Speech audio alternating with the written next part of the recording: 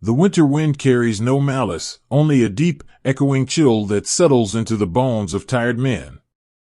It is the end of a long, unforgiving season in the hills of Western Europe. The snow, which once blanketed the landscape in a pure, unbroken white, has slowly begun to recede, defeated by the subtle shifting of the earth. In its place, it leaves behind patches of damp, dark soil and a fragile, morning frost that crunches softly underfoot. Through these quiet, shadowed forests, beneath the bare and reaching branches of ancient oaks and pines, a slow procession is moving. They are young men, wrapped in heavy olive wool, their shoulders slumped beneath the weight of canvas packs and the quiet exhaustion that follows months of endless walking. They do not march with the crisp, sharp cadence of a parade ground. There are no drums beating, no bugles calling into the crisp air. They simply walk, placing one heavy, mud-caked boot in front of the other. Their footsteps are muffled by the thick carpet of fallen pine needles and the softening earth, creating a rhythmic, gentle thudding that sounds almost like a collective, weary heartbeat. If you were to walk beside them in the gray light of this fading winter afternoon, you would not hear the grand, booming pronouncements of history.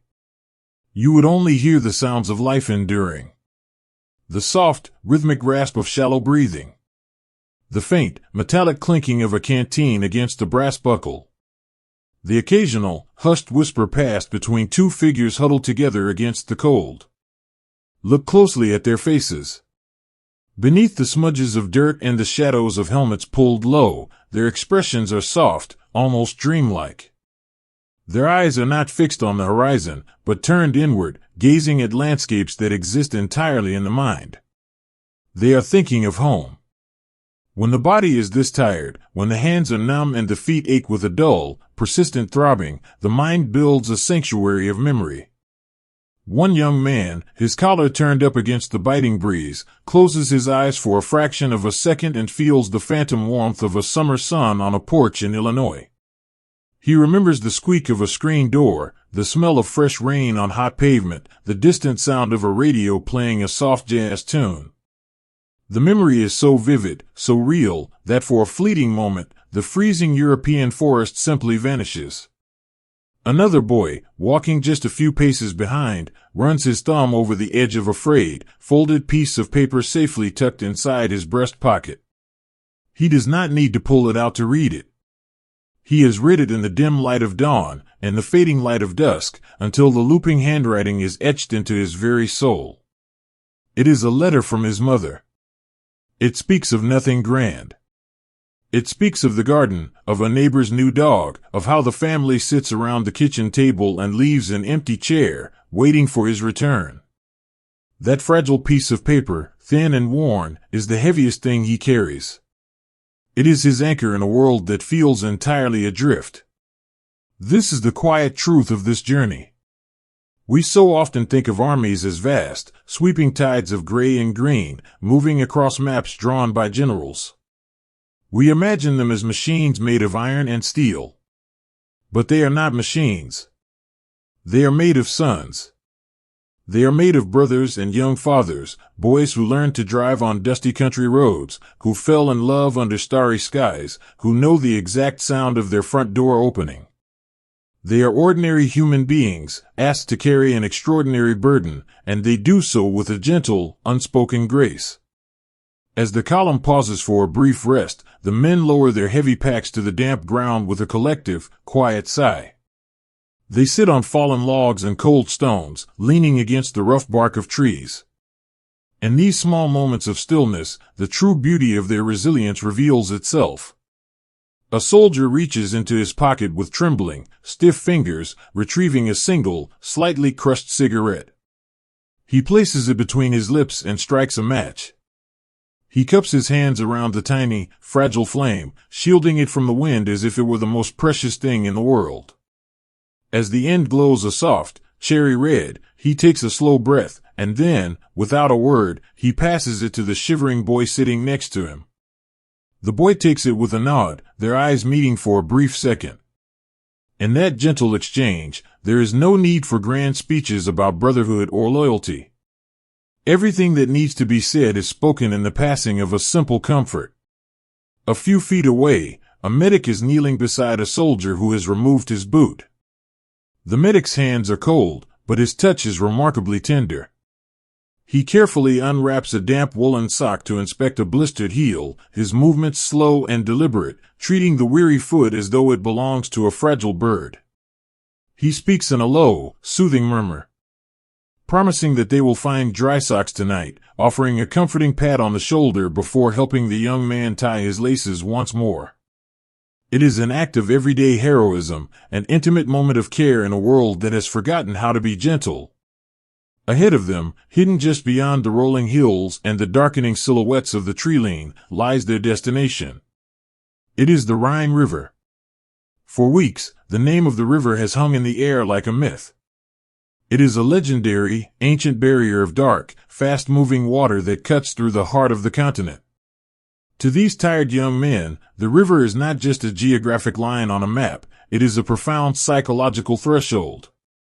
It represents the ultimate obstacle, the final, imposing gate they must pass through before they can even begin to hope for the end of this long, dark journey. They do not know what awaits them at the water's edge. They do not know about the bridges, or the twisting currents, or the pages of history that are waiting to be written by their freezing, blistered feet. All they know is that the water is there, waiting in the distance, a shadow on the landscape that pulls them forward. And yet, as they sit here in the quiet forest, the mythical river feels very far away. What matters now, in this softly fading afternoon, is simply the present moment. The ache in the muscles, the chill in the air, the desperate, overpowering desire just to be warm. If you were to listen to the silent prayers rising from this forest, you would not hear requests for medals or glory. You would hear the simplest, most human pleas imaginable. A boy leaning against a pine tree prays just to feel the heat of a wood stove against his frozen hands. A driver leaning on the steering wheel of his idling truck prays for a hot cup of coffee, the kind that burns the roof of your mouth and smells like safety. A father, staring at a faded photograph in the dimming light, prays only that his little girl remembers his face. The light is beginning to change. The pale, milky gray of the winter sky is slowly giving way to the deep, bruising blues and purples of twilight. The shadows stretch out long and thin across the forest floor, blanketing the men in a soft, forgiving darkness. The wind dies down, leaving behind a profound, hushed stillness. The world seems to be holding its breath, wrapping the weary soldiers in a quiet embrace. On the other side of that great, dark river, there are other young men in different uniforms, moving through the same encroaching twilight. They, too, are cold. They, too, are exhausted, their coats thin and worn, their boots leaking the icy mud. They are retreating toward the water, feeling the heavy sorrow of a storm gathering at the thresholds of their own homes. And in the quiet of their hearts, they are praying the exact same silent prayers. They dream of warm hearths, of mothers and wives, of a morning where the sky is clear and the earth is silent. In the deep, creeping shadows of the evening, beneath the watchful gaze of the first pale stars, the lines that divide these men blur and fade away. They are all simply children of the same earth, shivering in the cold, longing for the embrace of a peaceful sleep. The officers give the quiet signal to move out. There are no shouts, only a gentle murmuring that ripples down the line. The men slowly rise to their feet, their joints stiff, their limbs heavy with sleep they have not yet had. They hoist their packs onto aching shoulders, adjusting the straps, settling the weight. They begin to walk again. Crunch. Thud. Crunch. The rhythmic lullaby of the march resumes, a slow, steady pulse moving through the darkening woods. As they draw nearer to the unseen river, the air seems to change. It grows heavier, laden with moisture, carrying the faint, earthy scent of ancient, moving water. The trees begin to thin out, their dark trunks framing the pale, luminous sky ahead. The men pull their collars tighter, lowering their heads, stepping into the unknown with a quiet, dignified grace. They do not know it, but they are walking into a moment that will be remembered forever. They are carrying the weight of history on their tired, drooping shoulders. But tonight, as the shadows lengthen and the mist begins to roll through the valleys, history is just a ghost. All that is real is the cold, the steady rhythm of footsteps in the frost, and the enduring, unbreakable warmth of the human heart, beating softly, steadily, in the dark. Tomorrow will bring what it may. The river will reveal its secrets. The water will catch the light of the morning sun. But for now, let them walk in the quiet peace of the twilight. Let the forest shelter them in its dark, silent branches.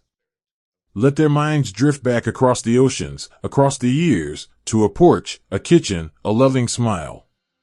The shadows on the water are waiting. The ancient current hums its low, rumbling song in the distance. But tonight is for memory. Tonight is for the quiet resilience of ordinary men, walking slowly, patiently, toward the dawn. There is a specific kind of silence that falls over a frozen world, a hush so deep you can hear the beating of your own weary heart. When the temperature drops in the dark hours of the early morning, the earth stops moving. The mud, which had been a heavy, clinging enemy all through the damp afternoon, stiffens and turns to stone. The puddles become mirrors of pale, cloudy ice, capturing the faint silver light of a winter moon. And over everything, over the fields, the sagging branches of the pines, and the slumped shoulders of the men sitting in the dark, a delicate, shimmering frost begins to grow.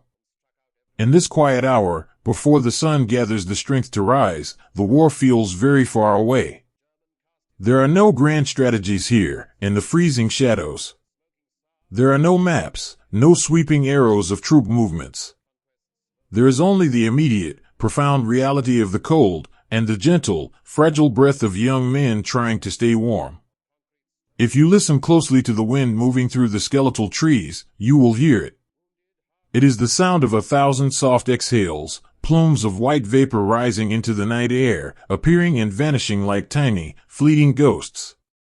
On a small ridge overlooking a sweeping valley, an American boy sits huddled in a shallow depression in the earth. He has pulled his knees to his chest, wrapping his arms tightly around his legs to preserve whatever small ember of heat remains inside him. His olive-drab coat is stiff with the night's chill, the wool fibers dusted with a fine layer of white frost. Beneath his helmet, his eyes are closed. He is shivering, a slow, rhythmic tremor that he cannot stop, no matter how hard he tries. To distract himself from the biting ache in his toes and the numbness in his fingers, he closes his eyes tighter and begins to build a fire in his mind. He imagines the cast-iron stove in his grandmother's kitchen, the one that radiated a deep, baked warmth that smelled of split oak and cinnamon. He concentrates on it, painting every detail behind his eyelids. He imagines holding his hands out toward the dark metal, feeling the sudden, prickling rush of heat sinking into his skin. With the phantom warmth comes the memory of food. It is a quiet, aching hunger that all these men share, a longing not just for sustenance, but for the comfort of home. He thinks of a thick, ceramic bowl cupped in his hands, radiating heat. He imagines the rich, heavy scent of a stew bubbling on the stovetop, the steam rising up to fog the kitchen windows. He remembers the soft clinking of spoons against porcelain, the gentle hum of his family talking around a wooden table. For a moment, wrapped in this beautiful, ordinary memory, the frost on his coat does not feel so cold.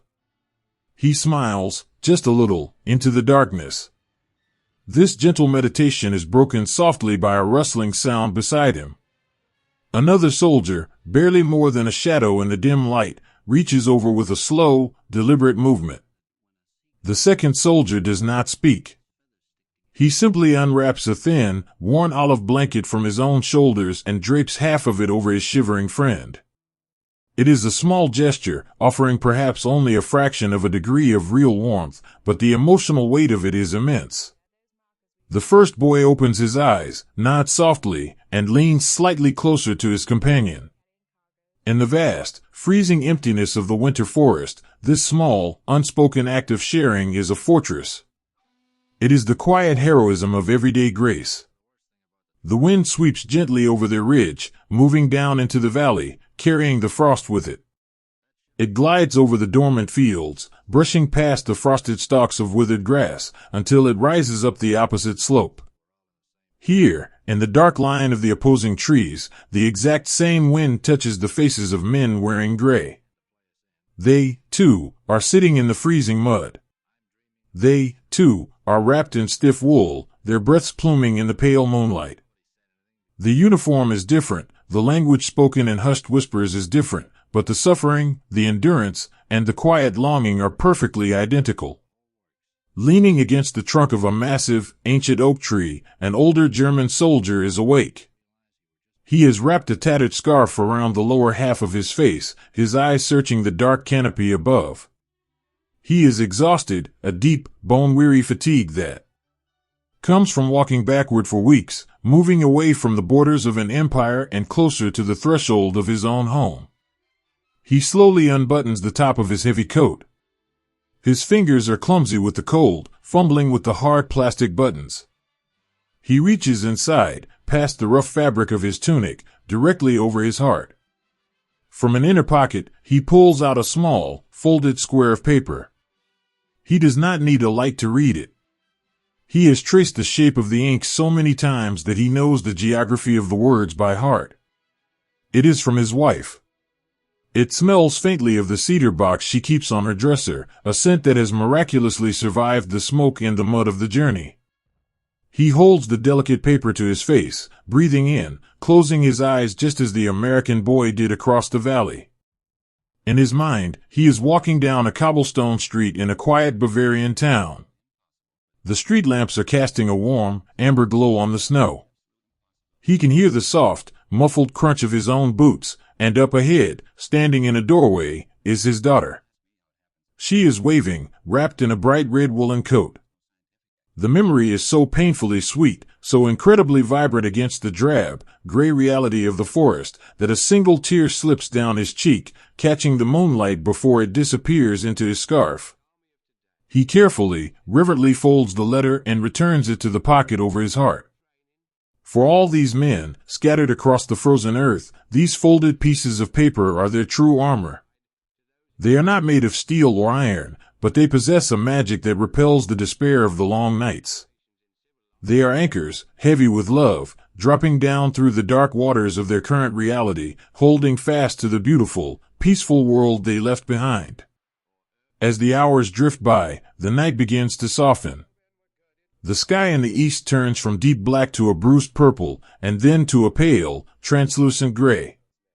The frost that coats the world catches the first, fragile rays of morning light, turning the muddy fields into a glittering, temporary wonderland. The sleeping men begin to stir. It is a slow, reluctant awakening. Joints pop, stiff muscles protest, and quiet groans vanish into the morning mist. A gentle murmur moves through the trees as the morning routine begins. It is a quiet symphony of survival. The striking of a match to light a precious, shared cigarette. The rhythmic stamping of boots against the frozen ground to force the blood back into numb toes. The unscrewing of a metal canteen, the water inside slushing with soft, icy chunks. An American soldier pulls a small, dented tin cup from his webbing. He manages to coax a tiny, sputtering flame from a small portable stove, shielding it with his body. He melts a handful of clean snow, stirring in a packet of instant coffee. It is bitter, thin, and tastes faintly of tin, but as he takes the first sip, it is as though he has swallowed the sun. The warmth blooms in his chest, a radiant, beautiful relief that brings a weary sigh to his lips.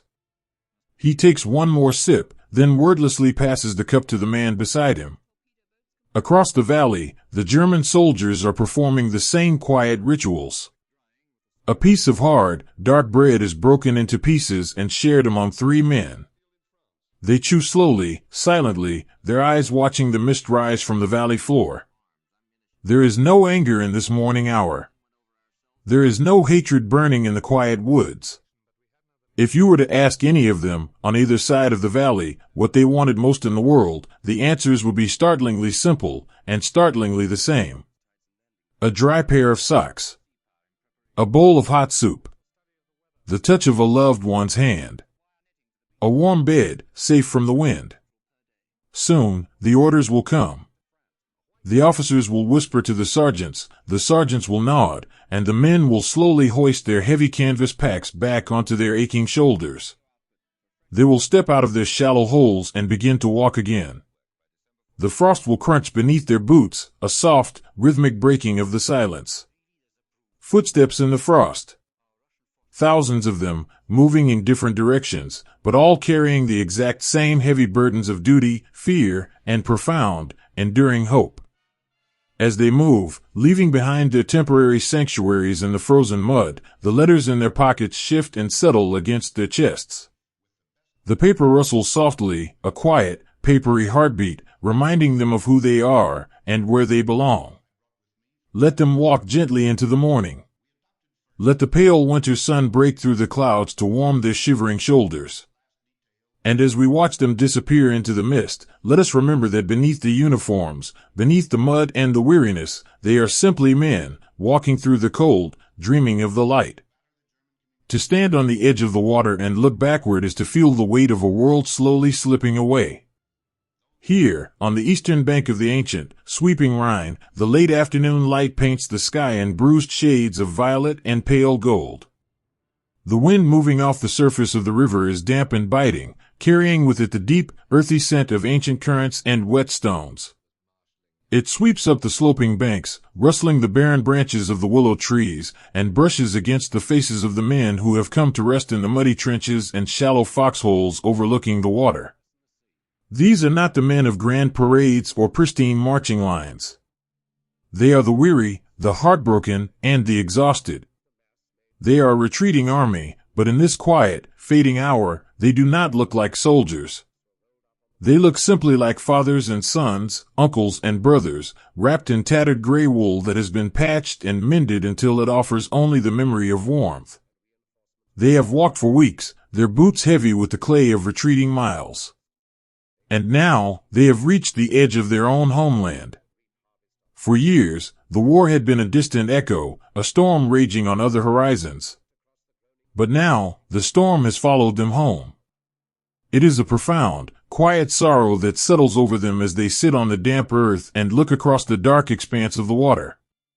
To their backs lie the villages where they were born, the cobbled streets where they learned to walk, the quiet fields where they once harvested wheat in the warm summer sun. Just a few miles behind them, their own families are sweeping hearths and boiling water, living under the exact same fading sky. The proximity of home is both a comfort and a terrible, aching weight. It makes the cold feel sharper. It makes the quiet moments feel infinitely more fragile. Beneath the shelter of a crumbling stone wall, an older man sits with his knees pulled tightly to his chest. His face is lined, mapped with the deep creases of a life lived outdoors. Before the world broke apart, he was perhaps a carpenter, or a baker, a man whose hands knew the gentle rhythm of shaping wood or kneading dough. Now, those hands are raw and cracked from the cold, wrapped gently around the cold iron of a rifle he never wished to carry. He rests his head back against the rough stone and closes his eyes, listening to the rhythmic, hypnotic lapping of the river against the bank below. The sound of the water is older than any nation, older than any sorrow. It is a soothing, continuous murmur that speaks of endurance, of things moving forward, returning to the sea. As he listens, he reaches into the deep, frayed pocket of his greatcoat. His numb fingers brush past a spare piece of flint, a crumpled handkerchief, and settle on a small, smooth object.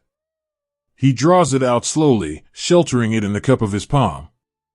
It is a tiny, wooden bird, whittled from a scrap of pine he found weeks ago in a ruined forest. He traces the curve of its wooden wing with his thumb. He had carved it in the deepest, darkest hours of the night watches, using a small pocket knife by the faint light of a covered lantern. It is a gift for a grandson he has not seen in 2 years. As he rubs the smooth wood, he does not think of the western bank, or the men gathering there in the shadows. He thinks only of a small pair of hands reaching out to take the bird. He imagines the smile, the bright, innocent eyes, the smell of fresh hay in his daughter's barn. Beside him, wrapped in an oversized coat that drags in the mud, sits a boy who is scarcely old enough to shave. The collar of the coat is turned up, practically swallowing the boy's thin face. He is shivering, his shoulders trembling in a slow, continuous rhythm. The boy's eyes are wide, staring out across the gray expanse of the river, lost in the overwhelming vastness of the moment. The older man turns his head and looks at the boy. He sees the fear, quiet and still, pooling in the young man's eyes. It is the exact same look his own son used to get when thunder rolled over the valley during a summer storm. Without a word, the older man slowly reaches into his other pocket. He pulls out a small, hard piece of dark bread, wrapped carefully in a scrap of wax paper. It is the last of his ration, meant to sustain him through the long, freezing night to come. He breaks it in half with a soft snap. He gently nudges the boy's elbow. The boy turns, startled from his reverie, and looks down at the offered bread. For a moment, they just look at each other. There is a whole universe of unspoken understanding passing between them in the dimming light. The older man offers a faint, reassuring nod, his eyes crinkling at the corners. The boy takes the bread with a trembling hand, whispering a quiet, breathless word of thanks that is instantly carried away by the river wind. They sit shoulder to shoulder against the stone wall, chewing the hard bread slowly, letting the shared warmth of their bodies provide whatever small comfort it can. The older man reaches out and gently pulls the boy's collar a little tighter around his neck, a tender, paternal gesture that smooths away a fraction of the cold. In the shadow of a fading empire, the simplest acts of kindness become the most powerful acts of defiance. They are preserving their humanity in a world that is asking them to forget it. Further down the line, a solitary figure leans against the thick trunk of a dormant oak tree. He has removed his helmet, letting the cold evening air rustle through his thinning hair. In his hands, he holds a piece of paper. It is a letter, delivered days ago, yet completely timeless in its contents. He reads the words by the last, dying light of the sun. The handwriting is looping and elegant, flowing across the page like a gentle melody. It is from his wife. She does not write of the war. She writes of the garden behind their small house in the valley. She writes that the frost has finally broken, and she believes the snowdrops will bloom soon by the back gate. She mentions that the hinge on the kitchen window is squeaking again, and she has tried to oil it, but it still waits for his gentle hands to fix it properly. As he reads, a profound peace settles over his tired face. The river, the cold, the looming dread of tomorrow, they all vanish, replaced by the vivid, colorful sanctuary of his memory. He can smell the damp earth of the garden. He can hear the squeak of the kitchen window. He can feel the soft, familiar touch of her hand resting on his shoulder. He folds the letter carefully, treating the paper as if it were spun glass, and tucks it safely back inside his tunic, directly over his heart. It is a shield made of ink and love, far stronger than the tattered gray wool he wears. It reminds him that no matter what happens on the banks of this river, there is a place where he is loved, a place where he is not a soldier, but simply a husband, waiting to come home to fix a squeaking window. The twilight deepens, turning the world into a canvas of soft charcoal and slate. The western bank of the Rhine, just across the rushing water, becomes a solid wall of shadow. The men on the eastern bank know that in those shadows, other men are moving. They know that tomorrow will bring a great noise, a great trial of steel and iron. But tomorrow is not here yet. Now, there is only the transition from day to night. The mist begins to rise from the surface of the river, curling and twisting like pale, silent dancers moving over the water. It creeps up the banks, a soft, freezing fog that wraps the men in a gray, protective blanket. It dampens sound, turning the occasional clink of a canteen or the crunch of a boot into a muffled, distant whisper. The exhaustion of the long retreat finally begins to win out over the cold. Eyelids grow heavy. Heads nod, coming to rest against tree trunks, dirt walls, or the shoulders of the men sitting beside them. The boy in the oversized coat finally stops shivering. His breathing slows, evening out into the deep, rhythmic cadence of sleep. His head slowly tilts to the side, coming to rest gently against the arm of the older man. The older man does not move away. He sits perfectly still, breathing softly, allowing himself to be a pillar of warmth and safety for the child beside him. He looks out over the dark water one last time. He feels the heavy sorrow of his fading world, the tragic beauty of a land bracing for the storm.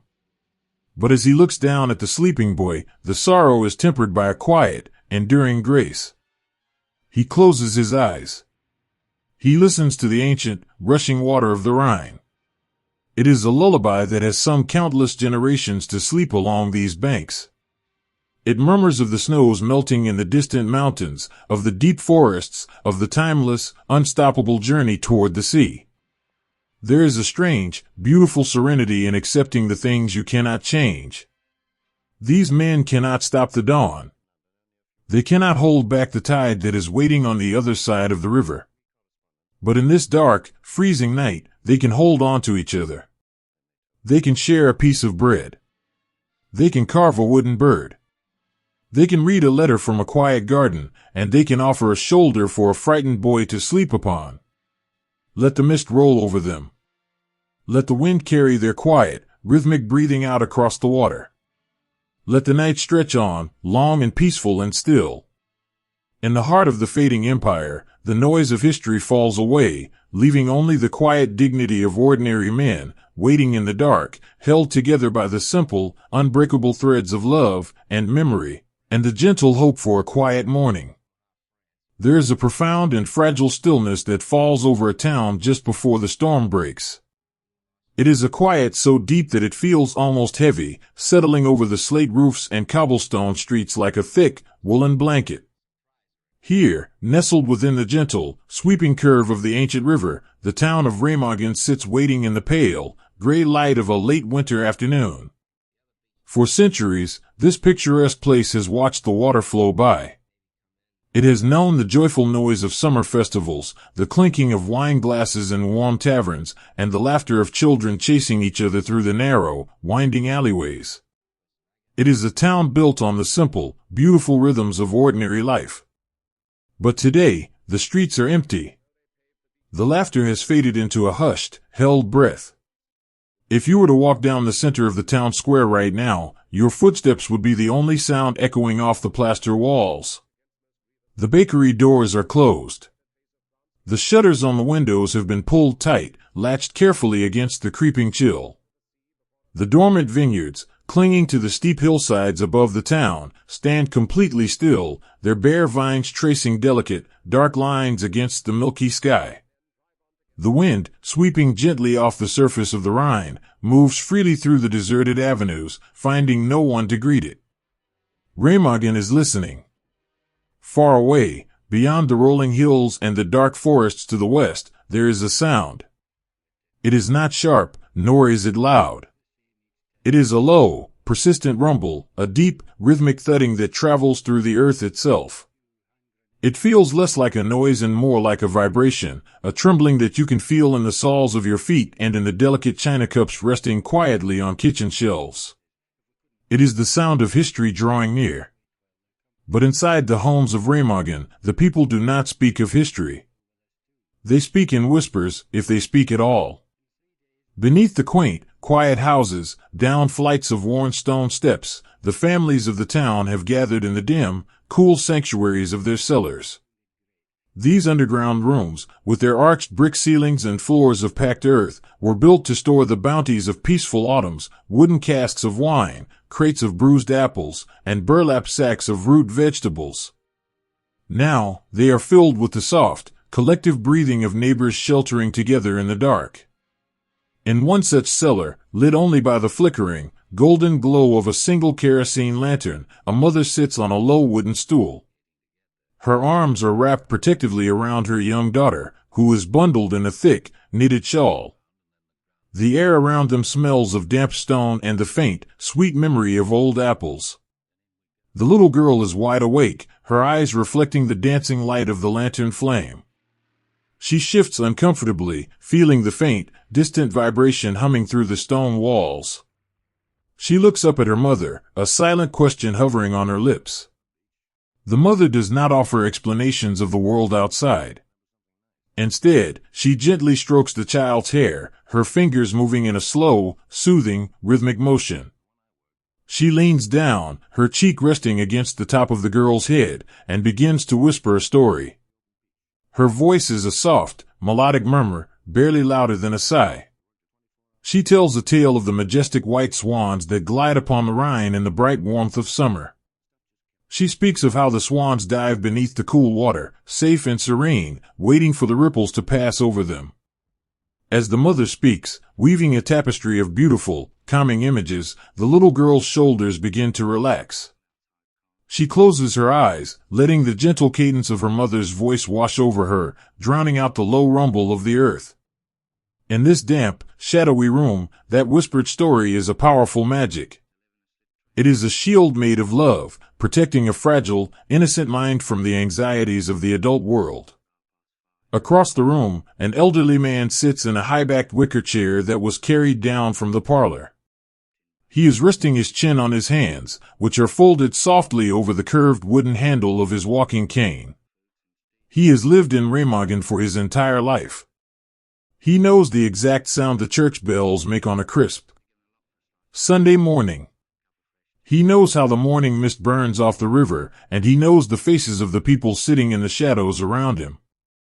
His wife, a woman with silver hair pulled into a neat, careful braid, steps softly to his side. She holds a small, chipped ceramic cup filled with tepid water. She does not say a word, but gently presses the cup into his withered hands. He looks up at her, his eyes filled with a quiet, profound tenderness. They have weathered many seasons together, harsh winters, joyful springs, times of plenty, and times of quiet longing. He takes a slow sip of the water, and then he reaches out, covering her soft, wrinkled hand with his own. They sit there in the gentle silence, anchoring one another. They do not need to speak to acknowledge the uncertainty of the hours ahead. Their shared touch says everything that needs to be said. It says, "I am here. We are together. We will endure this, just as we have endured everything else." In the dim light of these cellars, the true heart of the town is revealed. It is not made of the stone buildings above, or the cobblestone streets, or the great iron bridge stretching across the water. The heart of Remagen is found in these tiny, luminous moments of grace. It is the young woman who gently drapes her own coat over the shoulders of a shivering neighbor. It is the teenage boy who silently shares a small square of dark chocolate with his younger brother, offering a fleeting taste of sweetness in the dark. It is the collective, quiet dignity of a people who, when faced with the unknown, instinctively turn to care for one another. In another cellar, down the street, a young woman sits apart from the group, her knees pulled to her chest. In her lap rests a small, rectangular tin box. Her fingers trace the embossed patterns on its lid with a slow, tracing reverence. Inside the box are not jewels or coins, but things infinitely more valuable. There are a few dried flowers, pressed flat and brittle. And there is a stack of letters, tied neatly with a piece of twine. She unties the twine with slow, deliberate movements. She selects an envelope, the paper soft and worn at the edges from being opened and folded countless times. By the faint, ambient light leaking down from a street-level grate, she reads the looping handwriting of her husband. He is somewhere far away, caught in the same vast, sweeping tide that is slowly approaching their town. She reads the words, not for their news, but for the comfort of his voice, which echoes clearly in her mind. He writes of how much he misses the smell of the river. He writes of his hope that the roof is not leaking in the spring rains. He signs it with a promise to return when the world is quiet again. She brings the letter to her face, closing her eyes, breathing in the faint scent of the paper. For a moment, she is not in a cold, dim cellar. She is standing with him by the edge of the water, watching the sun set behind the hills, the world bathed in gold and peace. She holds that memory tightly to her chest, a glowing ember of hope that refuses to be extinguished by the creeping shadows. Above them, the town waits. The grandfather clocks in the empty living rooms continue to tick, a steady, hypnotic rhythm marking the passage of time. Tick. Tock. Tick. Tock. They are the only sound inside the houses, a quiet heartbeat maintaining the order of the day even when no one is there to hear it. The great iron structure of the Ludendorff Bridge stands silently over the rushing waters of the Rhine, its dark towers reaching up toward the gray sky. It does not know the role it is about to play. It simply rests upon its massive stone pillars, listening to the water swirl around its feet. The river, ancient and indifferent, flows on exactly as it always has. It carries no anxiety. It holds no fear.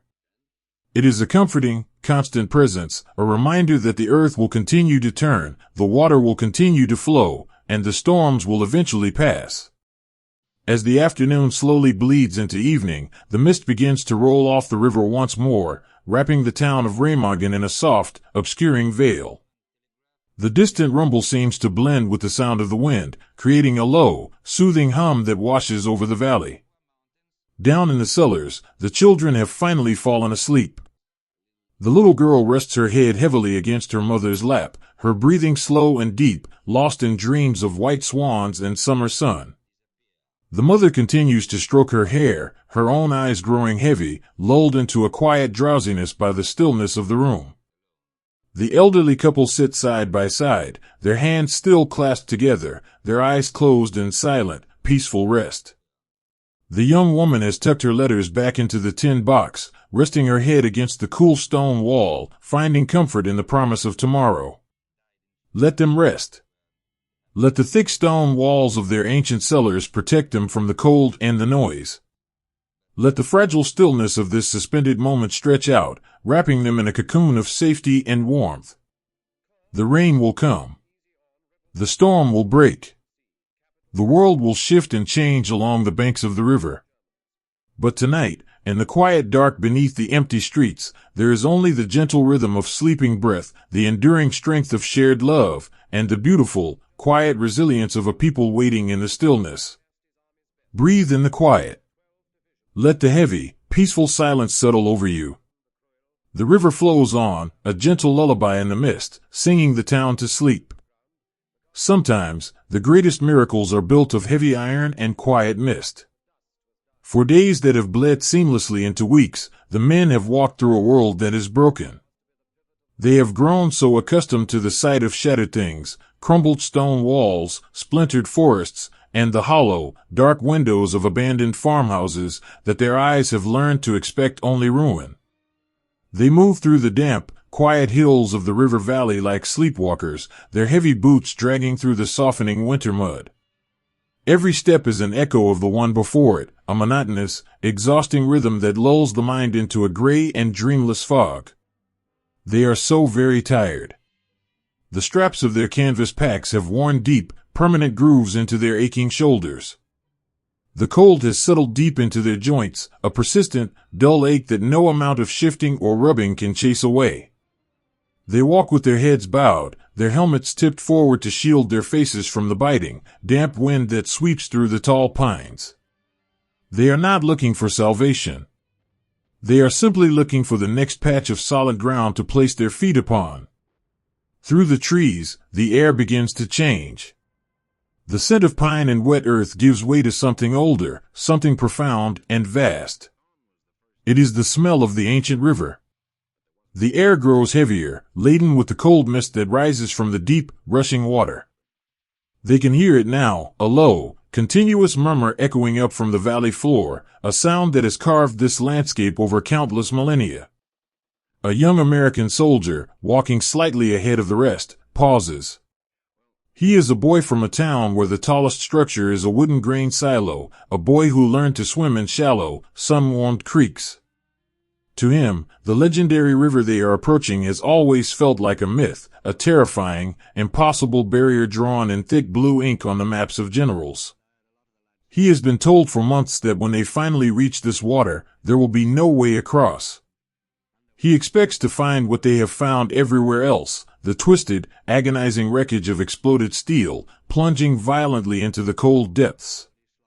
He raises a numb, trembling hand to gently push aside a heavy, damp branch of a fir tree.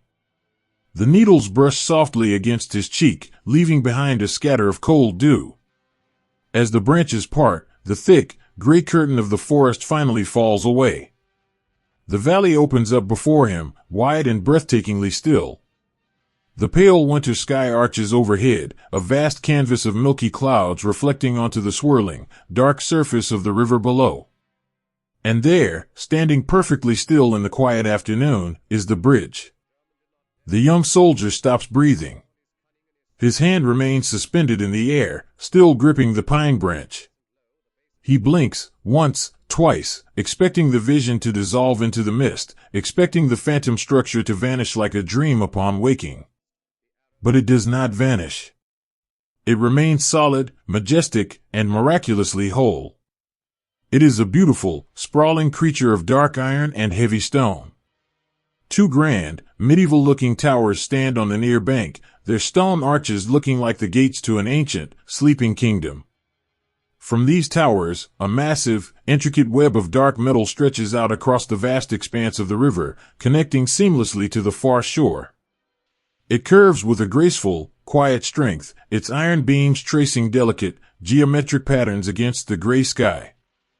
In a world where everything has been torn apart, this monumental structure stands perfectly, defiantly intact. The young man lowers the branch. His heart, which had been beating with the slow, heavy rhythm of exhaustion, suddenly flutters like a trapped bird against his ribs. He rubs his eyes with the back of a dirt-smudged glove. A profound, overwhelming wave of disbelief washes over him, followed immediately by something he has not felt in a very long time. It is hope. It blooms in his chest like a sudden, warm light, chasing away the cold that had settled into his bones. It is not the grand, sweeping hope of victory or conquest. It is a deeply personal, fiercely fragile hope. It is the hope of a boy looking at a path that leads out of the dark. For weeks, he has carried a quiet terror in his heart. He has imagined the cold, black water of the river. He has imagined the fragile, canvas boats they would be forced to paddle across the churning currents, exposed and vulnerable beneath the open sky. That fear has been a heavy stone in his pocket, a silent companion on every mile of the march. But now, looking at the solid, unyielding iron spanning the abyss, that stone simply melts away. The bridge is not just a structure of engineering. To this tired boy, it is a pathway back to his life. It is a bridge that stretches not just across the water, but across time and distance. If he can walk across that iron, if they can just step onto those sturdy wooden planks, perhaps the long journey will finally begin to come to an end. He reaches a hand inside his coat, his fingers finding the familiar, comforting square of a letter tucked against his chest. It is a letter from his sister, written on a sunny afternoon on a porch in Ohio. For the first time in months, he truly believes he will sit on that porch again. He believes he will hear the screen door slam, smell the sweet scent of cut grass, and feel the warmth of the summer sun on his face. The bridge has made tomorrow possible again. He does not shout. He does not cheer. The moment is far too fragile, far too sacred for noise. Instead, he slowly turns his head, looking back over his shoulder at the men walking behind him. His face is pale, his eyes wide and shining in the dim light. He simply nods, and raises a single, trembling finger, pointing through the gap in the trees. The man behind him, a quiet, older sergeant whose face is lined with worry and lack of sleep, steps forward. He moves slowly, stepping up to the edge of the ridge, and follows the young soldier's pointing finger. You can almost see the breath leave the sergeant's body. His jaw slacks slightly, his tired eyes widening as they take in the impossible sight. He slowly lowers his rifle, letting the butt of the weapon rest gently on the soft, damp moss.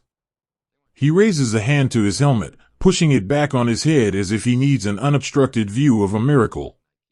One by one, the rest of the squad emerges from the shadows of the pines. They gather silently on the ridge, a small cluster of weary, mud-caked men, standing shoulder to shoulder in the freezing air. Nobody speaks. They simply stand there, looking out over the valley, bathed in the soft, gray light. The only sounds are the rustling of the wind through the high branches and the distant, soothing rush of the water far below. In this quiet space, you can feel the collective lifting of 1,000 heavy burdens. You can see it in the way their shoulders slowly drop. You can see it in the way the tense, hard lines around their mouths begin to soften. One soldier, a boy whose glasses are forever fogged with the damp chill, slowly takes them off and wipes them on a relatively clean patch of his wool scarf. He puts them back on, stares out at the iron spans, and lets out a long, shuddering sigh that sounds like a quiet prayer of thanksgiving. Another man, tall and broad-shouldered, reaches out and rests a heavy, comforting hand on the shoulder of the young soldier who first saw the bridge. He squeezes gently, a silent, profound acknowledgement of the beautiful, impossible thing they are sharing. There is a tenderness in that simple gesture, a deep, unspoken brotherhood forged in the mud and the cold, and illuminated by this sudden spark of grace. They trace the lines of the bridge with their eyes, marveling at its ordinary perfection. They look at the stone towers, thinking how much they look like the castles in the fairy tales their mothers used to read to them. They look at the intricate latticework of the iron, thick and sturdy and safe. They know, in the quiet corners of their minds, that the bridge does not belong to them. They know that on the far bank, hidden in the shadows of the opposing hills, other men are watching. They know that the iron is rigged with terrible things, that wires are strung beneath the wooden planks, waiting for a spark. But in this singular, suspended moment, the danger feels very far away. Right now, the bridge is just a bridge. It is a testament to human hands that built something beautiful to connect two shores.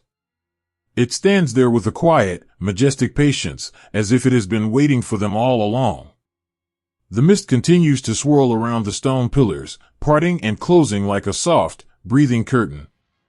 The water continues its endless journey toward the sea.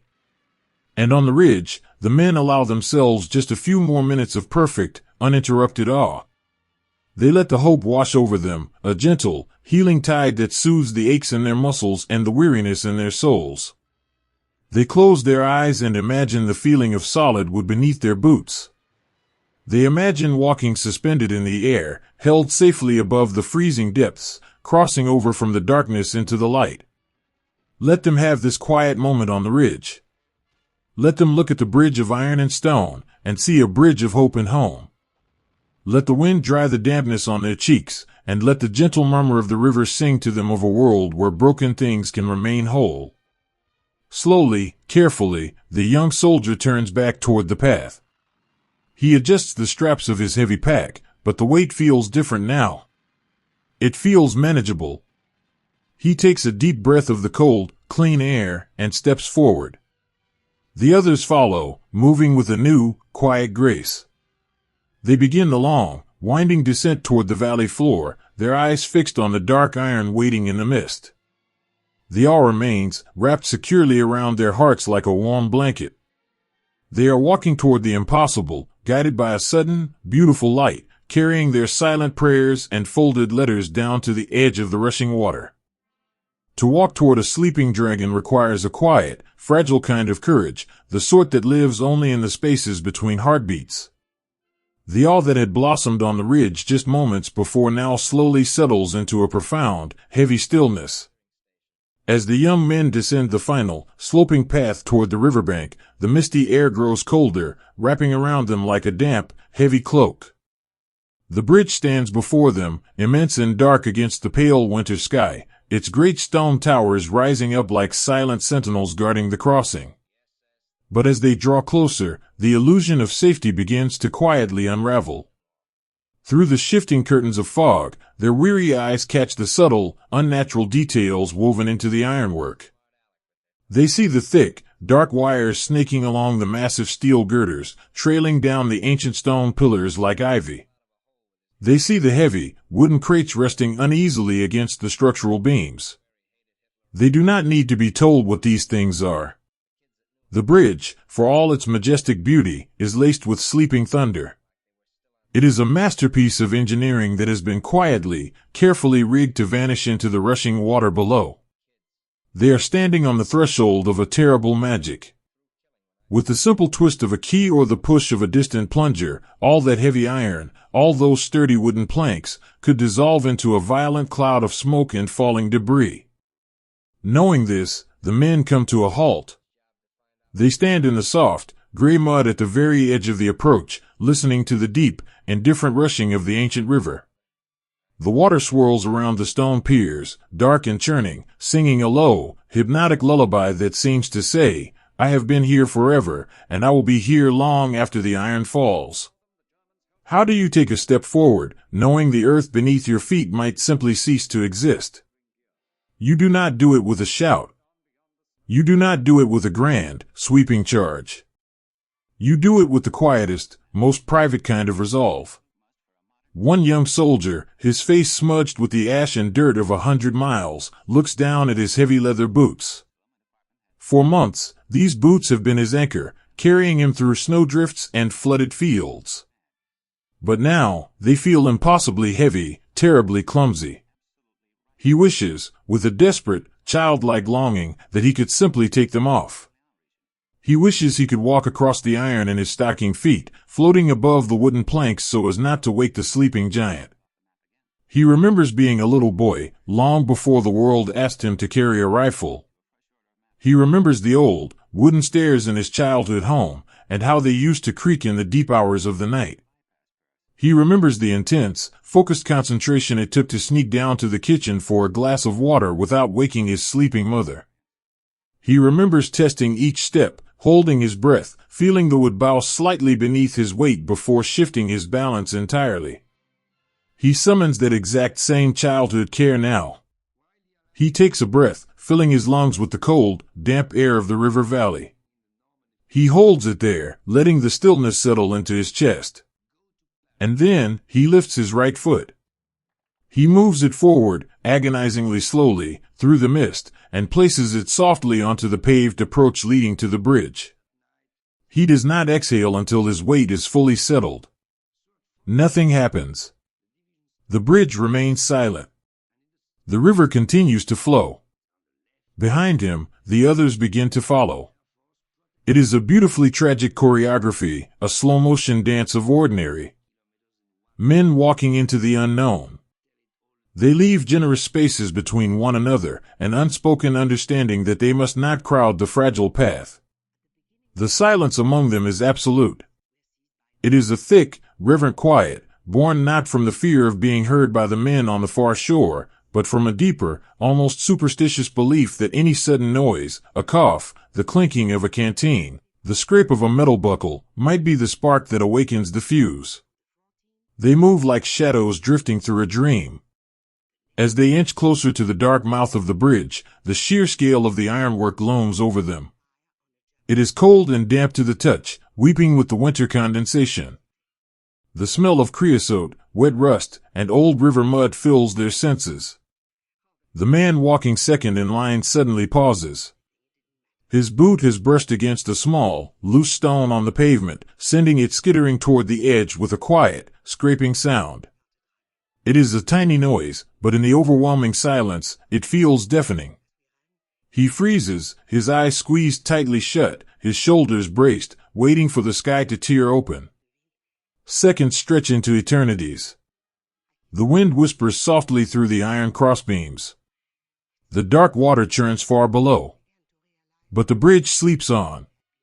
Slowly, he opens his eyes.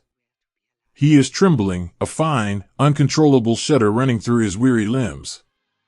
He feels that he cannot take another step. The psychological weight of the invisible danger is simply too heavy to bear.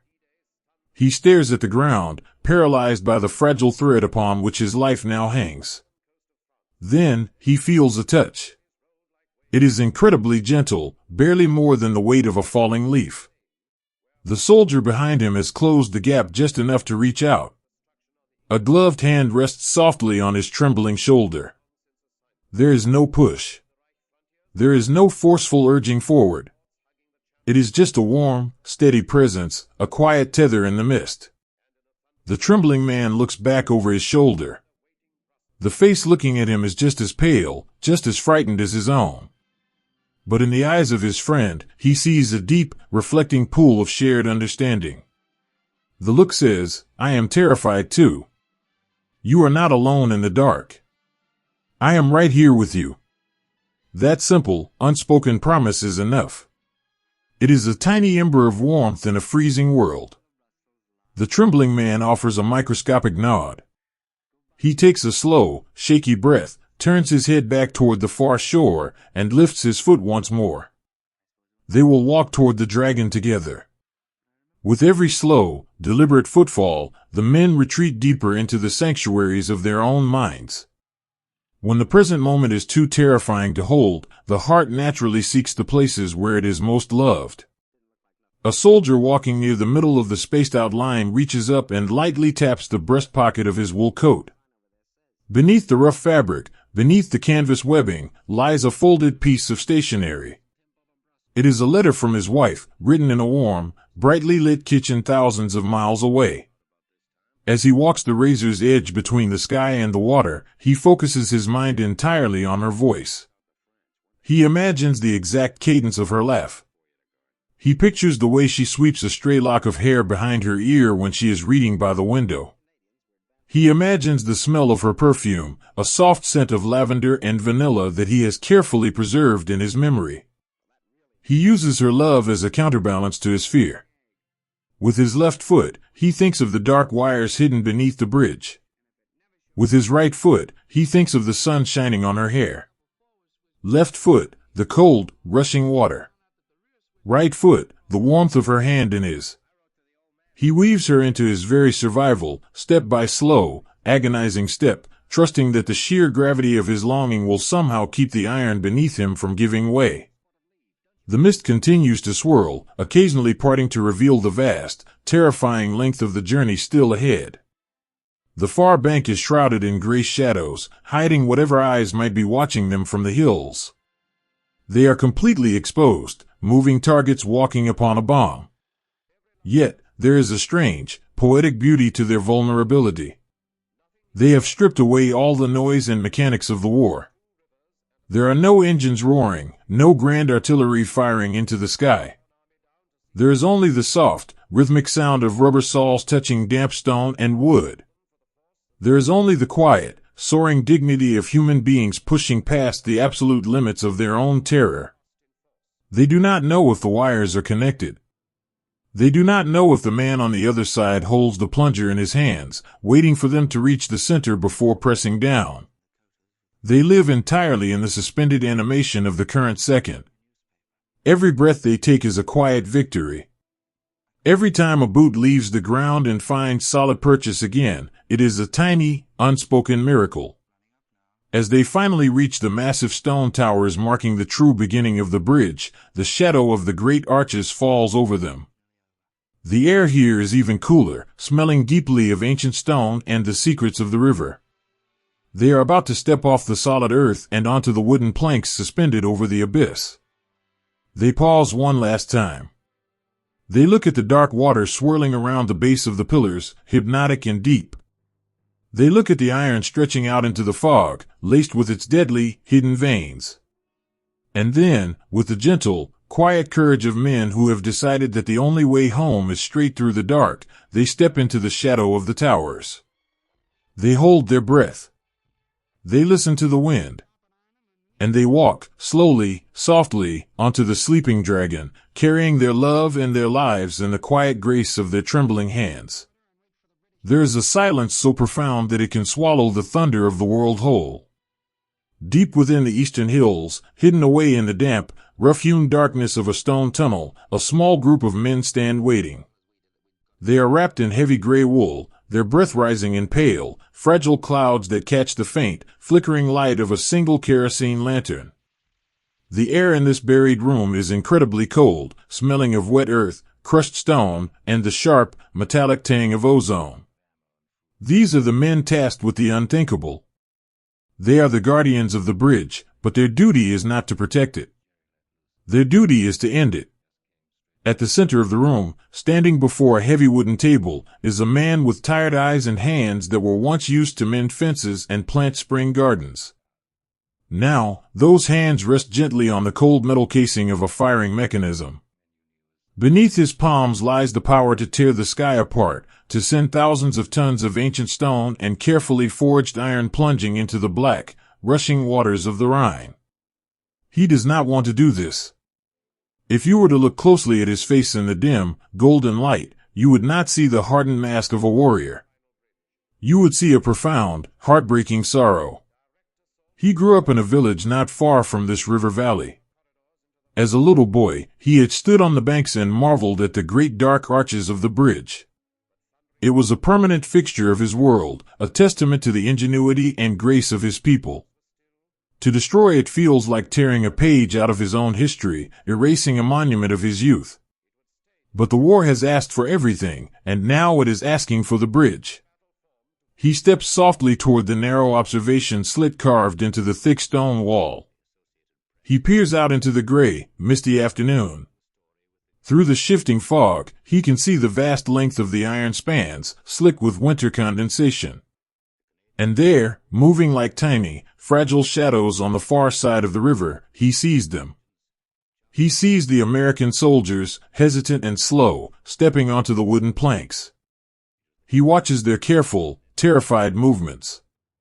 He sees how they leave spaces between one another, how they look down at the dark water, how their shoulders hunch against the cold and the fear.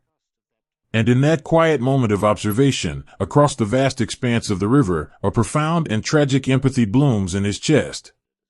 He knows exactly what they are feeling. He knows the terrible, gnawing ache in their stomachs, the trembling in their knees, the desperate prayers whispering through their minds. They are not grand conquerors to him. They are simply exhausted boys, thousands of miles from their mothers, walking softly upon a sleeping dragon. He feels a heavy, suffocating guilt knowing that his hands hold the power to turn their fragile hopes into ash. He steps back from the slit, retreating into the shadows of the bunker. He reaches a slow, trembling hand into the pocket of his tunic. His fingers brush past the rough wool and find a small, folded piece of paper. It is a drawing his young daughter made for him, completely worn at the creases from being unfolded and refolded 100 times. It is a simple picture, drawn in colored wax, a small house with a red roof, a smiling sun, and a single, tall tree. He rubs his thumb over the paper, closing his eyes. He imagines her sitting at the kitchen table, her tongue poking out in concentration as she colors the sky. He holds onto that image with every ounce of strength he has left. He anchors his soul to the innocence of that drawing, trying to shield his heart from the terrible reality of the room he is standing in. Beside him, another soldier, scarcely older than a schoolboy, shifts his weight nervously. The boy's eyes are wide, fixed on the metal box on the table. He looks at the older man, his face a silent plea for reassurance, for someone to tell him that the world will be all right when the dust finally settles. The older man offers a small, faint nod. It is a gentle, fatherly gesture, a silent promise to share the burden of this dark hour. Then, a voice whispers from the back of the tunnel. It is a quiet command, delivered not with triumph, but with a heavy, leaden resignation. The time has come. The shadows on the bridge have drawn too close. The line must be drawn. The river must be sealed. The man at the table takes a long, slow breath. He fills his lungs with the cold, damp air of his homeland. He thinks of his daughter's drawing. He thinks of the terrified boys walking on the iron. He gathers all the sorrow, all the weariness, and all the quiet tragedy of the war, and he funnels it into his calloused hands. He grips the heavy metal handle. He closes his eyes. He braces his body. He expects the ground to heave beneath his boots. He expects a concussive roar so loud that it will shatter the silence of the valley forever. He expects the terrifying, screeching wail of twisting metal and the sickening splash of a mountain of iron falling into the river. With a smooth, practiced motion, he twists the key. He pushes the handle down. The mechanism clicks with a loud, hollow snap that echoes off the stone walls. And then, nothing. He keeps his eyes tightly closed, his muscles rigid, waiting for the delay. He counts the seconds in the dark sanctuary of his mind. 1, 2, 3. The seconds stretch into an agonizing, suspended eternity. The roar never comes. The ground does not shake. The only sounds in the bunker are the soft, rapid breathing of the men around him and the distant, indifferent rushing of the water outside. He slowly, breathlessly opens his eyes. He turns back to the observation slit. He looks out through the mist. The great iron spans are still there. The towers still reach toward the pale sky. The bridge stands perfectly, miraculously intact. Inside the metal box on the table, a tiny spark had been born. It was a fierce, bright pulse of energy, created by the turn of the handle. It had raced down the copper wire, leaving the cold stone bunker, darting out into the damp, gray afternoon. It had traveled along the iron girders, seeking the massive charges waiting in the dark. But somewhere along the way, in the vast, twisting labyrinth of iron and wood, the wire had frayed. Perhaps it was severed by a strayed piece of shrapnel days ago. Perhaps the constant, damp chill of the river valley had slowly eaten away at the connection. Perhaps it was simply the universe, in its infinite, quiet wisdom, refusing to allow the spark to catch. Whatever the reason, the spark reached the broken end of the wire, and it simply faded away. It vanished into the cold air, a microscopic death that changed the course of the world. In the bunker, the silence is heavier than stone. The young boy stares at the bridge, his mouth slightly open, entirely unable to comprehend the malfunction. The officers behind them murmur in frantic, hushed whispers, panic beginning to set in as they realize their grand design has just unraveled. But for the man with the heavy hands, the man who turned the key, there is no panic. As he stares out at the surviving bridge, a strange, beautiful feeling washes over him. It is not anger. It is not despair. It is a profound, overwhelming sense of relief. The burden has been lifted from his shoulders. He did what was asked of him. He turned the key. He obeyed the orders of the fading empire. But the fates had stepped in. The twisted frailty of a single, unseen wire had countermanded the demands of war. He looks back at the American boys on the bridge. They have stopped moving, perhaps feeling the shift in the air, perhaps sensing that the jaws of the trap had just snapped shut on empty space. He watches them, and he does not feel defeat. He feels a quiet, profound gratitude that those boys will not fall into the freezing depths today. He feels grateful that the beautiful, ancient bridge will survive the afternoon. History is so often written as a grand, sweeping narrative of brilliant plans and overwhelming force. But in this cold, damp bunker, history has just pivoted on the smallest, most delicate of things. It has turned on a whisper. It has shifted on a malfunction. It has been rewritten by a spark that refused to burn. The man slowly releases his grip on the metal handle. His hands are shaking, not from fear, but from the sudden, dizzying lightness of a man who has just been absolved of a terrible sin. He reaches into his pocket once more, his fingers tracing the soft edges of his daughter's drawing. He knows that the hours ahead will be chaotic. He knows that the silence in the valley will soon be broken. But in this one, suspended moment, everything is perfectly still. The universe has spoken in the language of a broken wire. He steps away from the table. He takes one last look out the narrow slit. He watches the mist swirl gently around the great iron arches. The river flows on, deep and dark and ancient, carrying the secrets of the valley toward the sea. The bridge belongs to the mist now. It belongs to the river. It belongs to the fragile, unfolding grace of a tomorrow that was supposed to be destroyed, but was saved by the quietest, most beautiful failure the world has ever known. Breathe in the damp, cool air. Let the silence of the unexploded spark settle around you. The path remains unbroken. The world continues to turn. And in the dark, a tired man smiles, just a little, at the miraculous, enduring strength of broken things. There is a moment when the solid earth simply ends, and all that holds you above the deep is a fragile promise of wood and iron. For the young men standing at the very edge of the western bank, the transition from the ancient, unyielding stone of the approach to the suspended reality of the bridge is not just a physical step. It is a profound, breathless crossing of a threshold. Behind them lies the familiar world, a world of mud and soil and roots that reach deep into the ground. Before them lies the abyss. The first soldier, a quiet boy with broad shoulders and tired eyes, lifts his heavy, leather-bound boot. He holds it suspended for a fraction of a second, feeling the damp, freezing wind rush up from the river valley, tugging gently at the hem of his woolen coat. And then, with a slow, deliberate exhale, he brings his foot down. The sound is entirely different from the muffled crunch of the forest floor or the squelch of the muddy roads. It is a hollow, resonant thud that echoes softly against the massive steel girders rising up all around them. He has stepped onto the wooden planks. These planks were not laid for a grand parade. They are rough-hewn, uneven, and slick with the winter condensation that clings to everything in the river valley.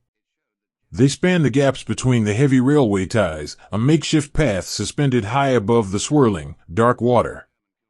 As his weight settles fully onto the wood, the bridge seems to answer him.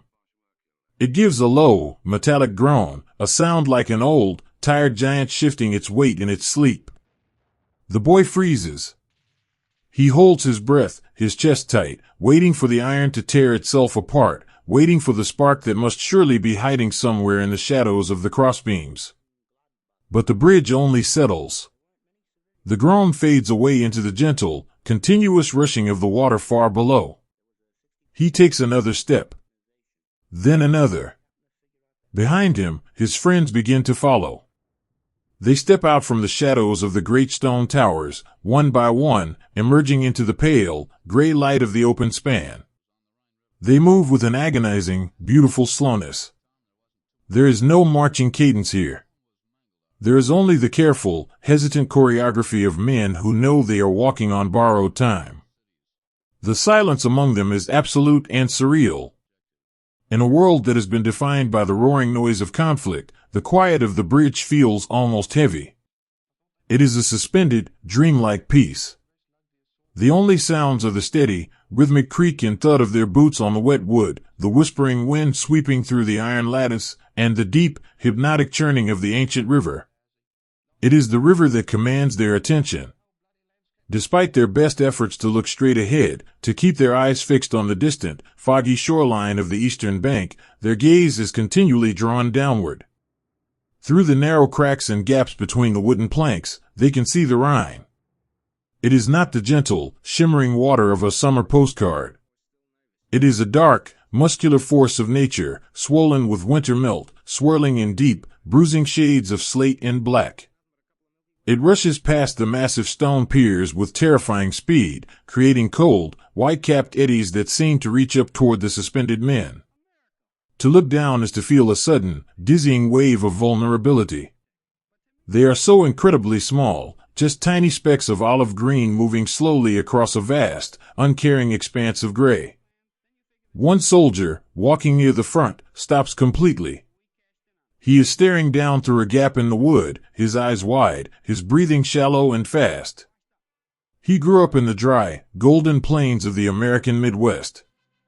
The most water he had ever seen at one time was the sleepy, meandering creek behind his family's barn. The sheer scale of the river below him, the deep, dark emptiness of the drop, paralyzes him.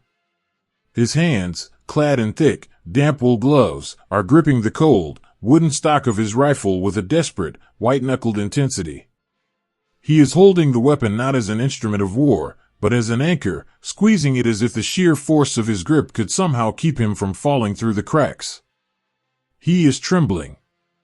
It starts in his knees, a fine, uncontrollable vibration that travels up through his heavy coat, making his shoulders shake. He feels utterly exposed, completely untethered from the world he knows. But then, out of the mist, a voice speaks in his mind. It is not a shout or a command.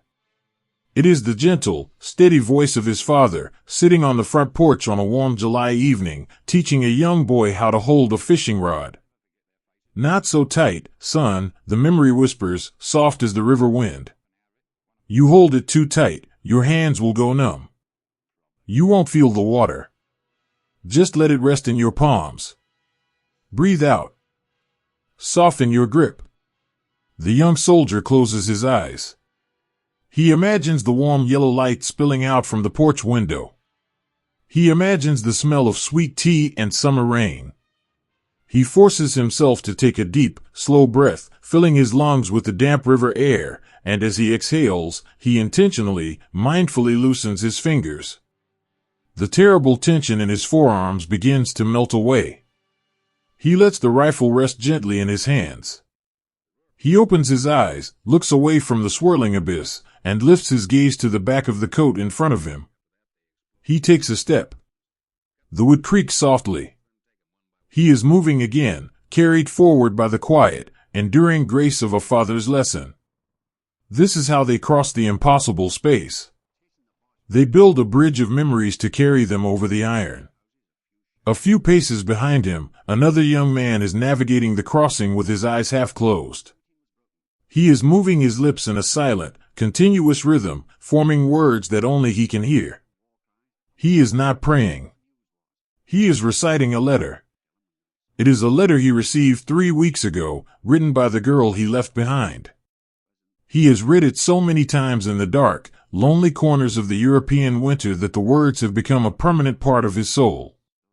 Now, suspended between the sky and the water, he uses her words to measure his steps.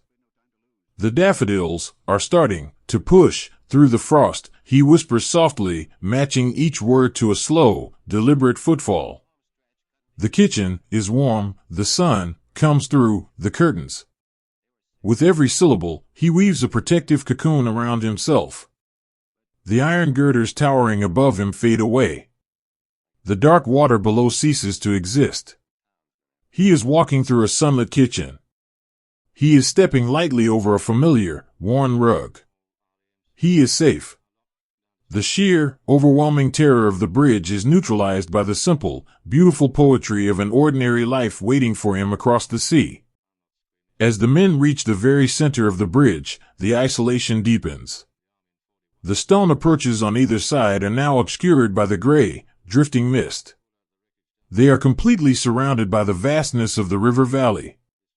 The wind is stronger here, completely unhindered, sweeping across the open water and whistling softly through the steel cables. It is here, at the point of no return, that the true nature of their brotherhood reveals itself. A soldier's boot catches on a warped, slightly raised plank.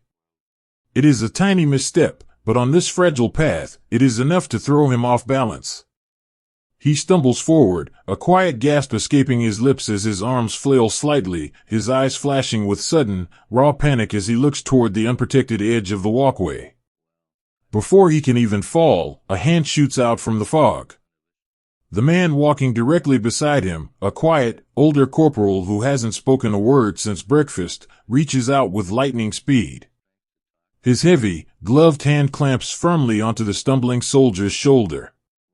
He pulls him back, steadying him, anchoring him to the center of the path. They stop. The young soldier looks up, his chest heaving, his heart hammering a frantic rhythm against his ribs. He looks at the hand gripping his shoulder, and then up into the corporal's face. The older man does not scold him.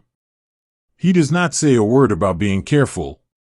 He simply holds his gaze, his eyes crinkling softly at the corners with a look of profound, gentle understanding. He gives the young soldier's shoulder one firm, reassuring squeeze. The message is perfectly clear in the silent, misty air. I have you. You are not going to fall. We are walking out of this together. The young boy nods, swallowing hard, and gently pats the hand resting on his shoulder. It is a microscopic moment of everyday heroism. No medals will be awarded for it. No history books will record it. But in the freezing, terrifying expanse of the bridge, that simple, human touch is a lifeline. It is the very definition of love, disguised in muddy wool and cold leather. They resume their slow, quiet march. Thud. Creak. Thud. The rhythm becomes a lullaby. The sheer duration of the crossing, the slow, hypnotic repetition of placing one foot in front of the other, begins to calm their frayed nerves. The bridge, which had initially seemed like a terrifying trap, slowly begins to feel like a protector. It is holding them up. Its massive iron beams, laced with frost and mist, are sturdy and unbroken. They begin to feel a strange, quiet sympathy for the structure. It has stood here for decades, weathering the storms, carrying the weight of trains and travelers, and now it is carrying them. It is bruised, rigged with terrible things that never came to pass, but it refuses to fall. It endures. And so do they. Slowly, almost imperceptibly at first, the gray shadows ahead begin to solidify. The misty outlines of the eastern bank start to take shape. They can see the dark silhouettes of the bare willow trees lining the shore. They can see the solid, unmoving earth waiting for them. The realization that they have survived the abyss begins to wash over them like a gentle, warming tide. The terrible tension in their shoulders finally begins to release. The agonizingly slow steps become just a fraction lighter, a fraction more confident. They do not rush. They maintain their reverent, quiet pace, honoring the fragile miracle of the crossing. But their eyes are no longer drawn down to the dark, swirling water. They are looking forward. They are looking at the trees, at the solid ground, at the pale winter light breaking softly through the clouds above the hills. The first soldier, the quiet boy who had taken the very first step, finally reaches the end of the wooden planks. His boot leaves the echoing hollow of the bridge and finds the hard, silent earth of the eastern shore. He stops.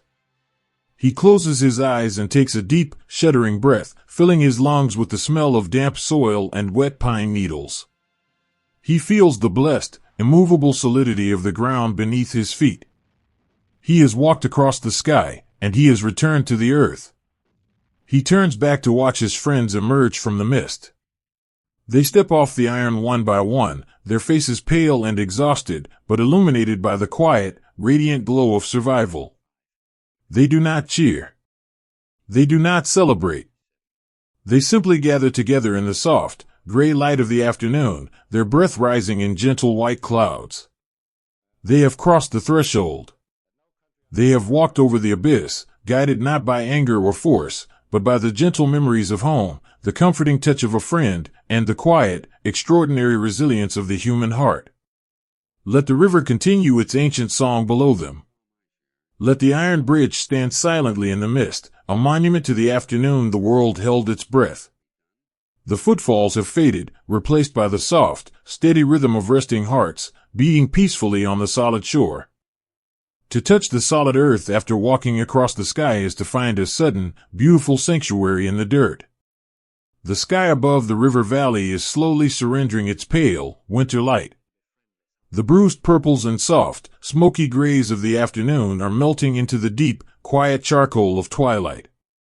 Here, on the eastern bank of the Rhine, a small, fragile band of young men has finally come to rest. They have crossed the impossible iron span. They have navigated the abyss.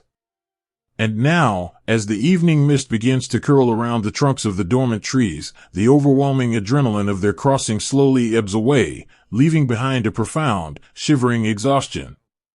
They are standing on foreign soil, in the shadow of hills they do not know. If you were to look at them in this fading light, you would see ghosts of men, painted in the colors of mud and weariness. Their breath plumes in the freezing air, quick and shallow. Their hands, still clutching the straps of their packs and the cold wooden stocks of their rifles, are trembling. It is the uncontrollable, rhythmic shaking that comes when the body realizes it has survived a miracle and finally allows itself to feel the cold. There are no grand celebrations on this muddy bank. There are no victorious shouts echoing through the trees. Survival, in this quiet, twilight hour, is an intensely private thing. It is a slow, deep breath of damp air. It is the simple, miraculous feeling of placing a heavy boot onto ground that does not sway, ground that does not creak, ground that will not fall away into the dark. But the night is coming, and the cold is deepening. And so, with heavy, aching limbs, they begin to dig. They unclip the small, folding shovels from their canvas belts. The sound of their work is a gentle, rhythmic lullaby in the quiet forest. Scrape. Chunk. Toss. The metal bites into the soft, damp soil of the hillside. They are not digging a fortress. They are digging a nest. They are hollowing out small, shallow bowls in the earth, burrowing down beneath the roots of the ancient pines to find shelter from the biting river wind. The earth here is cold, but it is forgiving. As the top layer of frost and fallen needles is scraped away, the dark soil beneath gives off a rich, deep fragrance. It smells of late autumn, of dormant seeds and sleeping roots. To the farm boys in the group, the scent of the turned earth is fiercely familiar. It smells like the fields of home after a November rain. It is a grounding, comforting scent that reminds them that beneath the chaos of the world, the earth remains constant, waiting patiently for the spring. As the holes grow deep enough to sit in, the men slowly lower themselves into the dark, damp soil. They pull their collars high around their necks and pull their helmets low over their eyes. When the digging stops, the true weight of their isolation settles over them.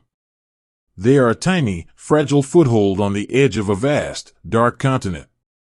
Behind them, through the twisting mist, the massive silhouette of the iron bridge fades into the night. It is the only tether connecting them to the world they know, to the army they left behind on the western shore. Right now, in this quiet, suspended hour, they are completely alone. They are an island of olive drab wool surrounded by an ocean of shadows.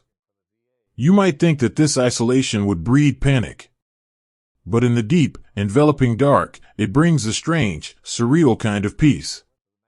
The world has shrunk down to the size of a shallow hole in the ground. The sweeping, terrifying map of the war no longer exists. All that exists is the damp wall of dirt against their backs, the freezing air on their cheeks, and the comforting, steady breathing of the man sitting inches away in the dark. In one of these small, earthen hollows, two boys are huddled tightly together. The space is so narrow that their knees are touching, their shoulders pressed firmly against one another to share whatever faint warmth their tired bodies can produce. The darkness around them is absolute, a thick, velvety black that erases the trees, the river, and the sky. One of the boys is shivering violently. He cannot stop. His teeth chatter with a soft, rapid clicking sound, and his hands, tucked deep into his pockets, are balled into tight, aching fists. He is trapped in the lingering terror of the bridge, his mind still suspended over the black water. The boy beside him does not offer hollow words of bravery. He does not tell him to be strong. Instead, he shifts his weight in the cramped space, unbuttons the top of his own heavy coat, and unwinds a thick, woolen scarf from his neck. It is a scarf his mother knitted for him, smelling faintly of wood smoke and old cedar. Moving entirely by touch in the pitch black, he reaches out and gently drapes the scarf around his shivering friend's neck. He tucks the ends down into the collar of the boy's coat, his movements slow and incredibly tender. Then, he leaves his heavy, gloved hand resting on the boy's shoulder. He rubs the shoulder in a slow, steady rhythm. Up and down. Up and down. It is a gesture of profound, unspoken brotherhood. It says, I am here. You are not alone on this hill. I feel the cold, too, and we will wait for the morning together. Slowly, the violent shaking begins to subside. The boy beneath the scarf takes a deep, shuddering breath, the kind of breath a child takes after crying themselves to sleep. He leans his head to the side, letting his helmet rest gently against his friend's shoulder. In the heart of the dark, isolated forest, this small, earthen hole has become a sanctuary of love and quiet resilience. A few yards away, in another hollow scooped from the hillside, a solitary soldier sits with his knees pulled tightly to his chest. He reaches into his webbing and pulls out a small, round tin. He pries the lid off with a soft pop that is instantly swallowed by the night. Inside, there are 3 small, hard lemon candies, hoarded for weeks, carried across miles of mud and frost. He takes one out and places it on his tongue. The sudden, sharp burst of citrus sweetness is almost overwhelming. It is a tiny, beautiful explosion of flavor in a world that has tasted only of tin and dust for so long. He lets it rest in his mouth, closing his eyes, letting the simple pleasure of it wash over him. He reaches out into the darkness, tapping the knee of the soldier sitting beside him. He presses the tin into the unseen hand. No words are exchanged. The sharing of the candy is a quiet communion, a small, everyday heroism that elevates their spirits and binds them together in the freezing dark. They sit in silence, the sweet taste of lemon a stark, beautiful contrast to the bitter cold, anchoring them to their humanity. As the night deepens, the clouds above begin to part, revealing a brilliant, scattered tapestry of winter stars. They look like shattered diamonds cast across a sea of black glass. The men look up from their holes, tracing the familiar constellations. It is a comforting thought, a quiet realization that the exact same stars are shining down on the quiet streets and sleeping houses they left behind. The sky is a shared roof, covering the river, the dark hillside, and the homes they so desperately miss. Beneath the starlight, a soldier rests his hand over the breast pocket of his uniform. Inside is a letter, folded and refolded until the paper is soft as cloth. He does not have a light to read it, but he does not need one. He stares up at the stars and recites the words in his mind, letting the voice of his young wife fill the quiet spaces of the forest. He imagines her sitting by the radio in the evening, the soft amber glow of the dial illuminating her face. He remembers the way she laughs, the way she hums when she is tending to the garden. He builds a warm, glowing room in his mind, and he steps inside, closing the door on the freezing mud and the dark trees. This is how they survive the long, silent hours. They retreat into the fortresses of their memories, drawing warmth from the people who love them. Behind them, at the bottom of the hill, the ancient river continues its journey. The sound of the rushing water drifts up through the bare branches, a low, continuous, murmuring hum. Earlier today, that water was a terrifying abyss, a monster threatening to swallow them whole. But now, with solid earth beneath their feet, the sound of the river changes. It becomes a boundary. It becomes a protective wall at their backs. The rhythmic, hypnotic rushing of the current transforms into a soothing lullaby, singing the exhausted men to sleep. In the small, cramped foxholes, eyelids grow impossibly heavy. The sheer physical toll of the march and the crossing finally overcomes the anxiety of the unknown. Heads bow, resting on drawn-up knees. Shoulders relax. The frantic, shallow breathing of the evening slows, settling into the deep, even cadence of genuine rest. But not everyone sleeps. For every man who closes his eyes, there is another who stays awake. The watchers sit perfectly still in the dark, their eyes sweeping the black, silent woods ahead. They do not feel like soldiers standing guard. They feel like quiet shepherds, watching over a sleeping flock. A watcher shifts slightly, careful not to disturb the man sleeping against his side. He pulls his coat a little tighter, feeling the biting chill of the midnight hour. He listens to the wind. He listens to the river. And he listens to the soft, rhythmic breathing of his friends, hidden away in the dark earth all around him. He feels a profound, swelling sense of pride for these boys. They walk through the valley of the shadow. They crossed the iron span when every instinct screamed at them to turn back. And now, they are holding the line, not with ferocity or anger, but with an incredible, quiet endurance. They are enduring the cold, the dark, and the isolation, simply by being there for one another. Let them sleep. Let the cold earth cradle them in its damp, dark arms. Let the stars watch over the quiet hillside, and let the river sing its endless, murmuring song. The morning will bring its own trials. The sun will rise, and the mist will clear, and the world will demand their strength once more. But tonight, in this tiny foothold scooped from the dark, there is only the gentle, beautiful rhythm of resting hearts. There is only the shared warmth of a woolen scarf, the sweet memory of a letter from home, and the quiet, unbreakable grace of men standing together in the peaceful silence of the night. In the deepest hours of the night, when the world is nothing but cold earth and heavy shadows, a tiny, fragile light is a profound act of defiance. The great iron bridge has vanished into the pitch-black canvas of the river valley, swallowed whole by the mist and the midnight hour. On the eastern bank, the men who crossed the sky have melted into the landscape. They are sheltered in shallow foxholes dug into the freezing mud, in the hollowed-out cellars of abandoned farmhouses, and behind the crumbling stone walls of ruined barns. The adrenaline that carried them over the dark water has completely faded, leaving behind a heavy, aching stillness. It is so incredibly quiet. The wind has died down to a gentle, rustling whisper through the bare branches of the pines. The ancient river murmurs its continuous, soothing lullaby far below. In this vast, overwhelming darkness, you might expect complete and utter stillness. But if you were to walk softly through these woods, stepping carefully over the frost-covered roots, you would begin to see them. They appear one by one, scattered across the hillside and hidden in the ruins like a constellation of fallen stars. They are tiny, muted halos of amber light. These are the lanterns in the ruin. They are not campfires.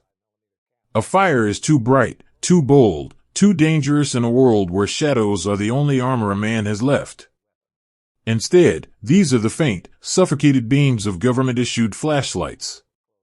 To hide the glow from eyes that might be watching in the dark, the soldiers have created tiny, private sanctuaries. They pull their heavy, olive-drab wool blankets entirely over their heads, creating a tent of rough fabric. Or, they burrow deep into the recesses of their coats, shielding the bulb with their freezing hands until only a sliver of warm, golden light escapes. Beneath these heavy blankets, in the tiny, glowing bubbles of warmth, men are performing the most sacred and vital ritual of the night. They are writing letters home. It is a beautiful, agonizingly slow process. Fingers that have been numb for hours are stiff and clumsy. They fumble in canvas pouches for a stub of a wooden pencil, its point dulled by weeks of use. They carefully unfold pieces of thin, delicate paper, smoothing out the creases on the hard cover of a prayer book, or the smooth wooden stock of a rifle, or simply against the bend of their own drawn-up knees. Listen closely, and beneath the sound of the distant river, you can hear it. Scritch. Scritch. Scritch. The soft, rhythmic scratching of graphite on paper. It is the sound of a heart pouring itself out in the dark. Underneath a wool blanket that smells of damp earth and stale canvas, a young American boy leans close to his paper. The faint yellow light casts deep shadows under his tired eyes, but there is a profound, quiet focus on his face. He is thousands of miles away from the life he knew, huddled in the freezing mud of a foreign country, but in his mind, he is standing on a porch in Pennsylvania. He does not write about the bridge. He does not write about the terrifying, swaying wooden planks, or the dark water, or the wires hidden in the iron. He knows that the woman reading this letter, his mother, sitting at a kitchen table bathed in morning sunlight, does not need to carry those heavy burdens. Instead, he writes about the things that keep him tethered to sanity. He asks if the dog still waits by the front gate in the afternoons. He mentions that he saw a bird today that looked just like the finches that used to nest in their old oak tree. He writes that the weather is cold, but that he has warm socks, a gentle lie told entirely out of love, meant to soothe the mother's anxious heart. He presses the pencil firmly into the paper, tracing the looping letters of his name. In this tiny, glowing tent, he is not a soldier. He is a son. The act of writing is a magic spell that transports him out of the ruin and back into the warm, fragrant kitchen of his childhood. He breathes in, and for a fleeting, miraculous second, he can actually smell the cinnamon and the baking bread. Across the dark expanse of the hillside, separated by a line of silent, waiting trees, other tiny lights are glowing. In a collapsed cellar, sheltered from the wind by walls of broken stone, a German soldier sits with a stub of a wax candle shielded inside a rusted tin can. The flickering light dances across his lined, weary face. He is writing on the back of an old envelope, using a fountain pen that is dangerously low on ink. He writes with a slow, deliberate grace, treating every word as if it were a precious, fragile gem. He is writing to his wife.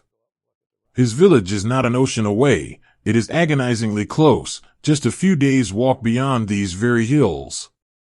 The proximity of his home makes the words carry a different kind of weight, a heavy, beautiful sorrow mingled with desperate hope. He tells her that he looks at the moon each night, and finds comfort in knowing that the exact same silver light is falling upon the roof of their house. He writes of how much he misses the quiet rhythm of their evenings, the sound of her humming as she mends by the fire, the soft, sleeping breaths of their children in the next room. He pours all his remaining gentleness, all the soft, unbroken parts of his soul, onto that small scrap of paper. These letters are not tactical reports. They are not grand declarations of history. They are lifelines. They are the fragile, invisible threads that connect these men to the world of the living, to the world of peace, to the world where they are defined by who they love, rather than the uniforms they wear. When a man is surrounded by ruin, when the earth is cold and the future is an absolute, terrifying unknown, the mind requires an anchor. The letters are that anchor. They are proof of life. To write a letter is to make a silent, defiant promise that there will be a tomorrow, that there will be a postman to carry it, and that there will be a pair of loving hands to open it. There is a quiet, unspoken fear lingering at the edge of the light. It is the fear of the morning. None of the men write this fear down. It is too heavy to put into ink. But it hovers there, in the quiet pauses between the sentences, and the spaces where the pencil hovers above the page. They know that when the sun rises, the mist will clear, the silence will break, and the world will demand their strength once more. They know that the sanctuary of the dark will not last forever. And so, there is an urgency to their gentleness. They write "I love you" a little larger, tracing over the words twice so the graphite shines in the dim light. They want to make absolutely sure that if the morning brings a storm they cannot weather, the very last thing they leave behind is a monument of their love. They want their families to hold these pieces of paper and know, without a shadow of a doubt, that in the freezing dark of a ruined world, their final thoughts were beautiful. In another foxhole, a young boy has stopped writing. His pencil rests loosely in his hand. He is reading over the few short lines he has managed to compose.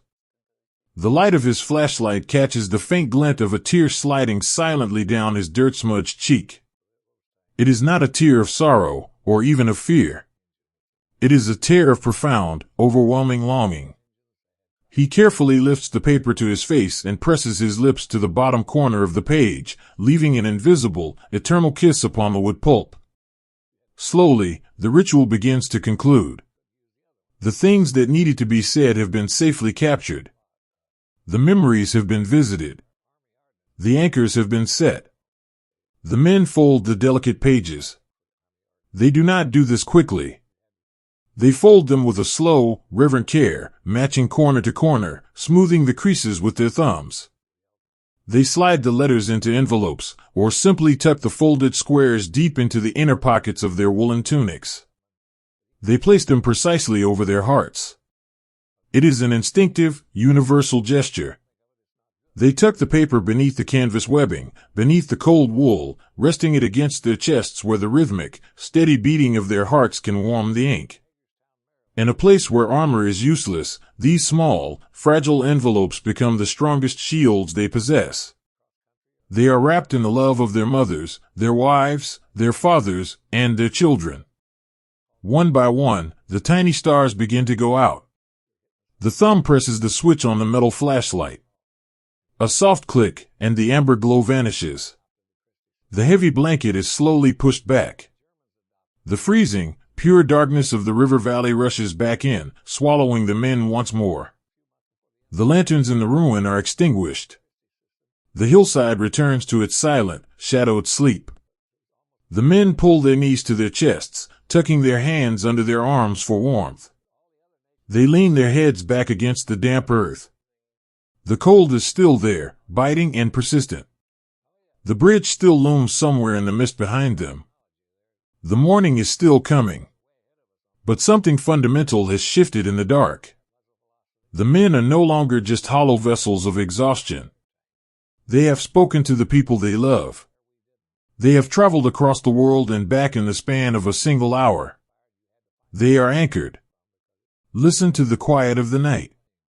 The breathing in the foxholes and cellars has slowed, settling into the deep, even cadence of exhausted slumber. The wind gently rustles the letters resting over their hearts, a faint, papery rustle that sounds like a whispered promise. Let the darkness hold them. Let the ruin be a cradle for this one, suspended night. They have sent their love out into the void, and now, tethered safely to their humanity, they can finally close their eyes and rest, waiting peacefully for the dawn. There is a moment before a storm breaks when the very air seems to hold its breath, heavy and waiting. The morning has arrived softly in the river valley, creeping over the eastern hills in pale, timid shades of gray and lavender. The thick mist that shrouded the forest floor during the long, freezing night is beginning to thin, lifting slowly through the bare branches of the ancient pines. In the shallow foxholes dug into the hillside, the men are waking from their restless, shivering sleep. They rub their eyes with dirt-smudged hands, feeling the stiffness in their joints and the biting chill that has settled deep into their bones. For a brief, suspended hour, there is an illusion of peace. The birds, small and fragile against the vast winter sky, begin a hesitant morning song. The river murmurs far below, a constant, soothing rhythm that grounds them in the new day. The men shift in their earthen nests, breathing in the scent of damp soil and crushed pine needles. They check the folded letters safely tucked over their hearts, ensuring their silent anchors are still there. But then, the air pressure begins to change. It starts not as a sound, but as a feeling. It is a deep, resonant vibration that travels through the roots of the trees, moving through the damp earth, and creeping into the soles of their heavy boots. The birds abruptly fall silent. The rustling wind seems to vanish, sucked away by a sudden, invisible vacuum. Far away, hidden behind the crests of the high ridges, the horizon flickers with a sudden, unnatural light. And then, the thunder rolls in. It does not come with the sharp, crackling suddenness of summer lightning. It comes as a deep, rolling, physical weight. It is a continuous, overlapping roar that echoes off the steep walls of the valley, filling the world with a terrible, vibrating noise. To the men huddled in the dirt, it is not a military maneuver. They do not think of the geometry of trajectories or the mechanics of iron. To them, it is simply the sky tearing open. It is a great, violent storm of sound and pressure sweeping over their fragile island of safety. The earth, which had been their silent protector through the night, begins to heave.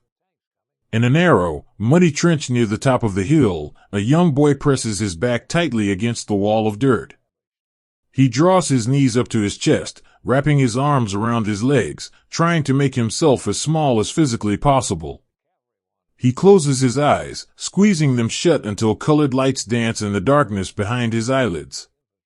With every impact on the ridge above, the walls of his foxhole shudder. Small, loose clods of dark soil break free, raining down upon his helmet with a soft, hollow tapping sound. The smell of the forest is suddenly replaced by the sharp, bitter tang of sulfur and scorched earth. The air grows thick, heavy with dust that coats his lips and catches in his throat. The noise is overwhelming. It is a physical entity, pressing against his chest, vibrating in his teeth. It is the kind of sound that strips away all the complicated layers of the adult world, leaving behind only the raw, instinctive vulnerability of a child hiding from the dark. He raises his hands, clad in thick wool gloves, and presses them fiercely over his ears. He pushes inward, trying to block out the thunder, trying to preserve a tiny pocket of silence inside his own mind. Beneath the roar of the shaking earth, he begins to hum. It is a frantic, whispered melody, a tune his mother used to sing to him when the great Midwestern thunderstorms rattled the windows of their farmhouse. Hush now, the rain is falling. Hush now, the wind is blowing.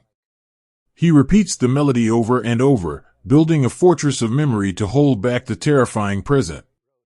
He focuses on the vibration of his own vocal cords, letting the gentle, familiar tune anchor his spirit while the world outside is ripped apart. He is not alone in the dark earth. Pressed shoulder to shoulder with him in the cramped space is an older soldier. This man is just as afraid. His breathing is shallow, his face pale beneath a mask of gray dust. But he sees the younger boy trembling violently, sees the gloved hands pressed desperately against the boy's ears, and he knows that panic is a colder, deeper abyss than the river they crossed yesterday. The older man cannot speak to him. The thunder would snatch the words away before they ever reached the boy. So, he speaks with his hands. He slowly lowers his arm and wraps it securely around the young boy's shoulders. He pulls him closer, bridging the tiny gap between them so that their heavy woolen coats are pressed firmly together. He rests his cheek against the top of the boy's helmet. Through the chaos of the shaking ground and the falling dirt, the young boy feels the sudden, heavy, grounding weight of that arm. He feels the steady, rhythmic rise and fall of the older man's chest. It is an anchor. It is a physical, undeniable proof that he has not been abandoned to the storm. The older man's hand rubs a slow, soothing circle into the rough fabric of the boy's coat. The gesture says everything the noise has stolen from them. It says, I am here. We are tied to the earth together. Let the wind blow over us. We will bend, but we will not break.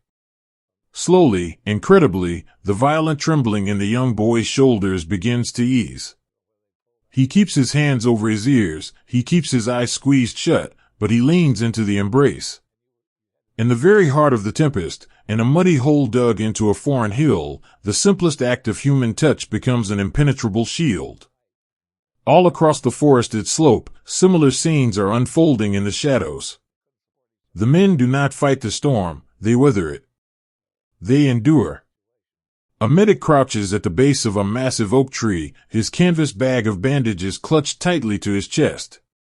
He has no weapon to hold, only his hands that were trained to heal and comfort. As the ground shudders and the dust falls like gray snow, he bows his head and recites the names of his children, whispering them into his collar like a sacred prayer. He visualizes their faces, their laughter, the exact shade of their eyes. He builds a wall of love around his fragile body, trusting that the sheer gravity of his longing will keep him tethered to the world of the living. Far away, on the distant ridges where the thunder is born, there are other men. They wear gray uniforms, and their faces are blackened with soot and sweat. They are the ones pulling the heavy lanyards, the ones feeding the great iron machines. But if you could look into their eyes, you would not see monsters. You would see men who are just as exhausted, just as deafened by the terrible noise they are forced to create. Their hands ache, their ears ring continuously with a painful, high-pitched whine. They are moving mechanically, following orders from a fading empire, wishing with every fiber of their being that they were anywhere else. They wish they were walking in quiet fields, or sitting by warm hearths, or listening to the gentle sound of a church bell instead of the deafening roar of iron. The storm captures them all, wrapping both sides of the valley in the same tragic, suffocating noise. Minutes stretch into hours, though time loses all its meaning in the dark. A minute spent waiting for the earth to stop shaking is an eternity. But eventually, as all storms must, the thunder begins to roll away. The impacts on the ridge grow further apart. The deafening roar slowly fractures into individual, distant rumbles, and then those rumbles fade into echoes, bouncing softly off the far walls of the river valley. The invisible pressure lifts from the air. The silence that follows is thick and ringing. It is a heavy, stunned quiet, filled only with the soft rustling of dirt sliding down the sides of the foxholes and the gentle, persistent dripping of condensation from the pine needles. In the muddy trench, the young boy slowly, hesitantly lowers his hands from his ears. He opens his eyes, blinking against the thick layer of dust that coats his eyelashes. The world is still there. The sky above the tree canopy is still gray and pale. The older man beside him is still there, his arms still wrapped securely around the boy's shoulders. The older man exhales a long, slow breath that trembles just slightly at the end. He turns his head and looks at the boy. His face is completely covered in a mask of gray dirt, making his eyes look impossibly bright and blue. He offers a small, weak, beautiful smile. With a clumsy, gloved hand, the older man reaches up and gently brushes a small pile of loose soil off the top of the young boy's helmet. He brushes the dust from the boy's shoulders, a tender, grooming gesture that speaks of profound relief. "You are still here. I am still here. We survived." The boy nods, a silent understanding passing between them. He reaches down to his webbing and unscrews the metal cap of his canteen. He takes a small, careful sip. The water is freezing cold, and it tastes metallic and stale, but as it washes away the dust in his throat, it is the most glorious, life-affirming thing he has ever tasted. He hands the canteen to the older man. The man takes it with a nod of gratitude, drinking slowly, letting the cold water soothe his dry throat. All around them, the hillside is waking up from the storm. Men are slowly standing up in their shallow holes, shaking the dirt from their coats like dogs caught in the rain. They look at each other, their eyes wide with the shared wonder of simply being alive. They reach out and touch one another, a pat on the back, a squeeze of an arm, a hand grasping a shoulder. They do not speak of the thunder. There is no need. They understand the profound vulnerability they just shared.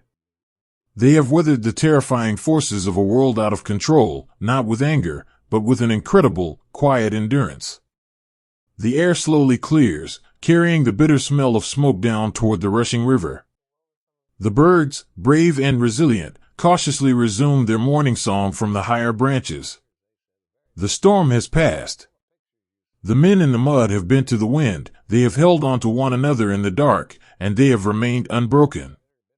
Let them breathe in the quiet morning air. Let them feel the solid, quiet earth beneath their boots once more. They have survived the thunder, held together by the gentle, whispered reassurances and the enduring strength of the human heart. To move an entire world through the eye of a needle takes a profound and heavy patience.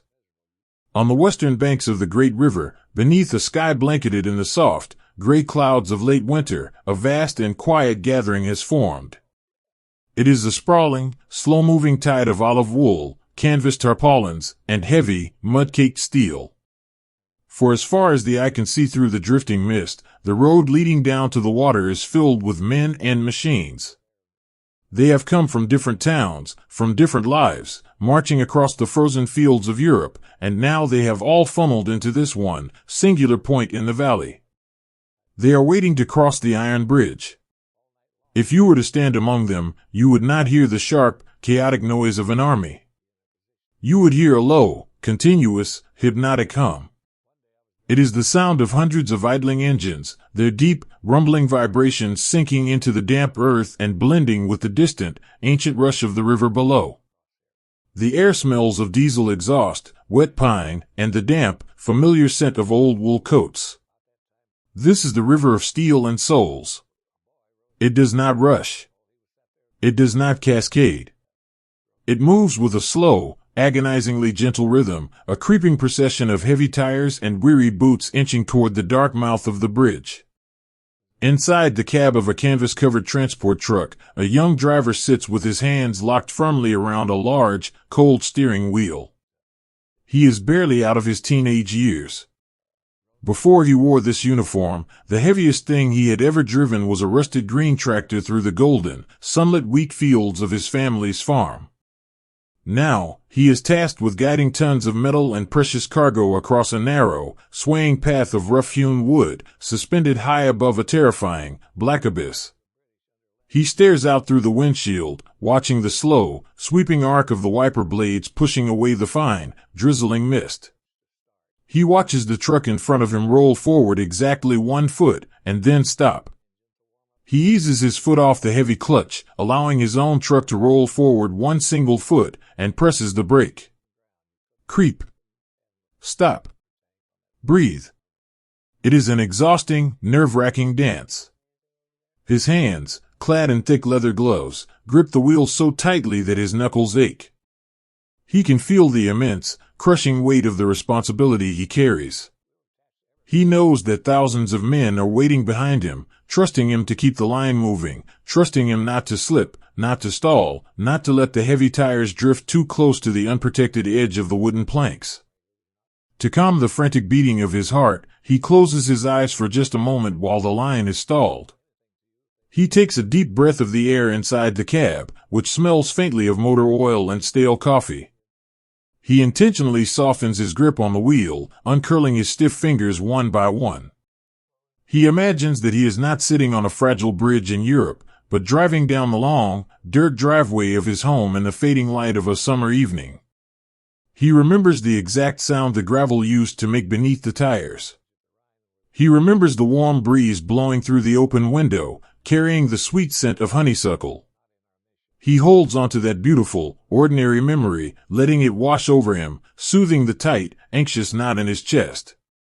He opens his eyes, shifts gears with a slow, deliberate grace, and inches forward once more. Outside the truck, walking close beside the massive, slowly turning tires, are the foot soldiers. They move in parallel streams along the edges of the roadway, their heavy boots finding a collective, muffled rhythm on the wet wood. Thud. Thud. Thud. They walk so close to the idling vehicles that they can feel the heat radiating from the metal hoods and the warm exhaust brushing against their freezing legs. In this slow, suspended journey, a beautiful, unspoken symbiosis forms between the men and the machines. A weary infantryman, his shoulders aching beneath the straps of his heavy pack, reaches out a gloved hand and rests it gently against the cold, steel fender of a creeping Jeep. He does not push it. He simply lets his hand rest there, allowing the slow, steady forward motion of the vehicle to help guide him through the fog. The machine, in its blind, mechanical persistence, becomes a tether, a blind man's cane leading him safely across the terrifying expanse of the bridge. Inside the Jeep, the driver glances over and sees the hand resting on his fender. He looks up and catches the exhausted eyes of the walking soldier. The driver offers a small, tired nod.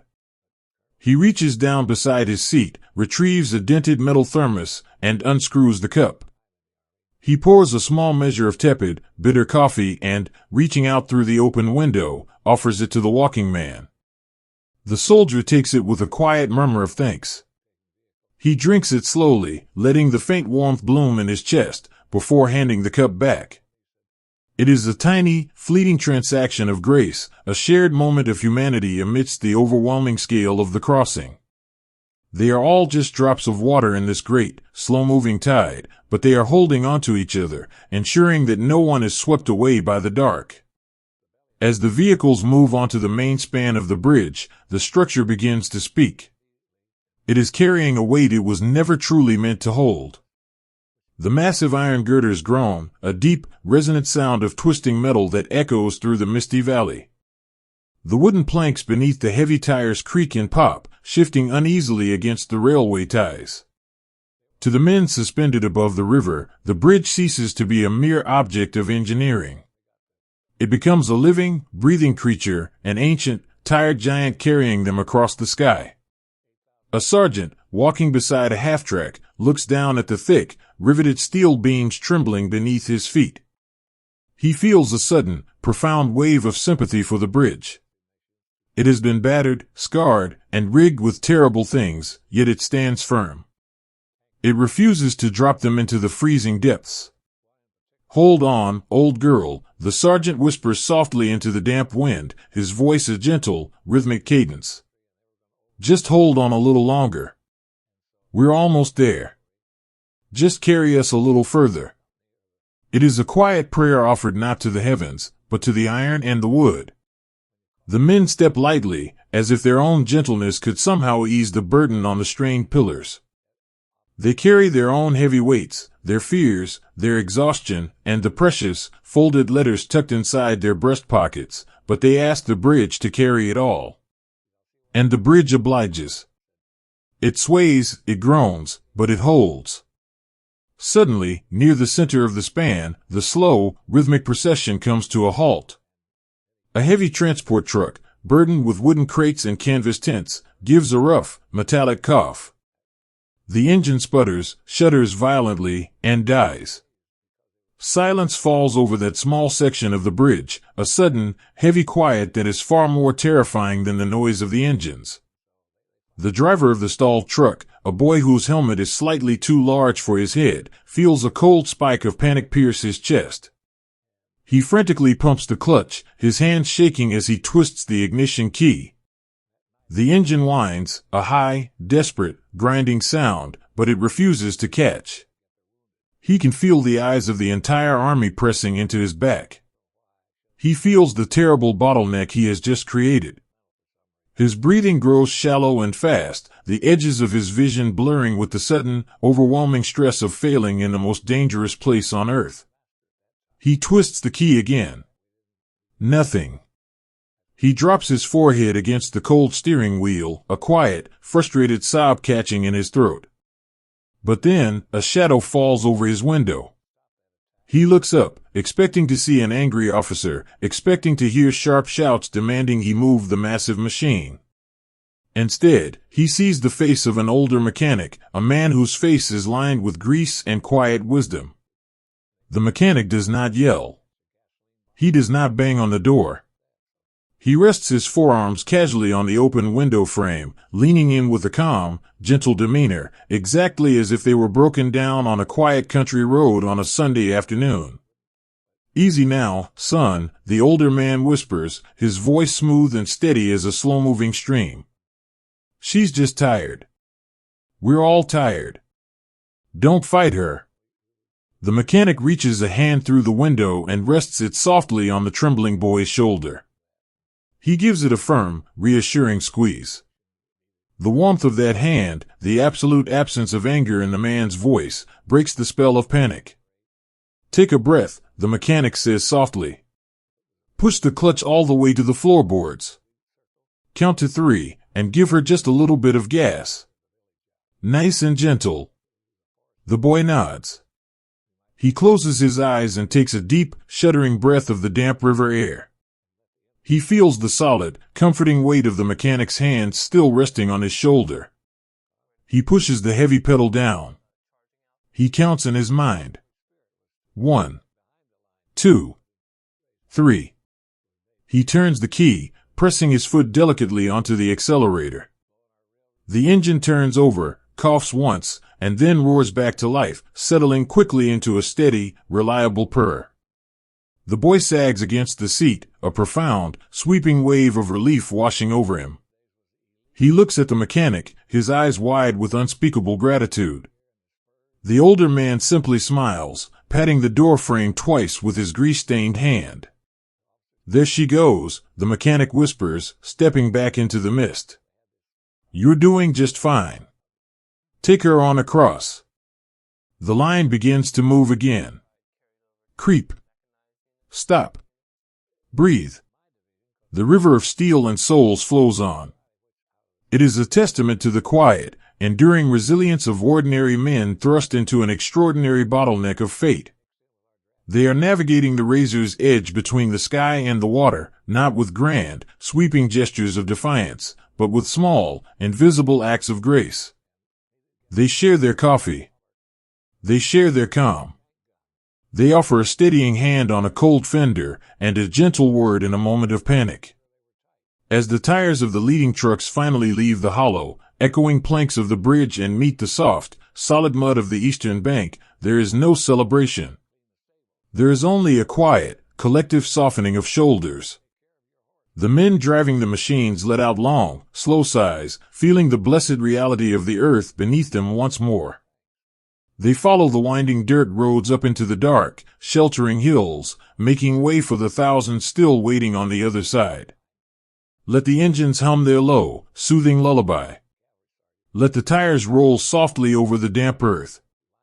The great, slow tide continues to rise and cross, a beautiful, unbroken chain of human spirit, moving steadily through the mist, carrying their love, their fears, and their quiet heroism safely to the other shore.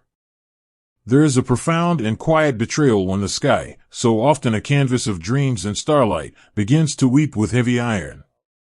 For as long as these young men can remember, the sky has been a place of comfort. It was the vast, blue dome over the sweeping prairies of their childhoods. It was the ceiling of the world where they would lie in the tall summer grass, tracing the shapes of clouds and imagining the futures that lay before them. Even here, in the cold and damp valleys of Europe, the sky had been a shared blanket. It was the one thing that connected them to the homes they had left behind, a continuous canopy that stretched all the way back to the porches and gardens where they were missed. But as the days blur together along the banks of the rushing river, the heavens above them begin to change. They do not come with the familiar, rhythmic drone of ordinary storms. They arrive as a sudden, breathless tearing of the high air. From the invisible, freezing reaches of the stratosphere, great shadows of metal fall toward the earth. They move faster than the speed of sound, arriving in the river valley as a sudden, heavy pressure in the chest, followed by a deep, resonant shudder that shakes the very roots of the ancient pines. Debris, jagged and torn, drifts down through the pale winter clouds like a strange, terrifying snowfall, scattering across the muddy hillsides and the dark, churning water of the Rhine. To look up is to feel a sudden, dizzying wave of vulnerability. There are no walls thick enough, no trenches deep enough, to hide from the falling sky. And yet, in the shadow of this immense, overwhelming fear, the human spirit does not shatter. It merely softens, turning inward, finding its sanctuary not in armor or stone, but in the tender, beautiful fragility of ordinary grace. On a slope overlooking the dark river, the earth trembles with a distant, muffled thud. A young boy, no older than 19, scrambles down the muddy embankment toward the shelter of a hollowed-out tree root. In his frantic rush, his heavy, leather-bound boot catches on a hidden stone.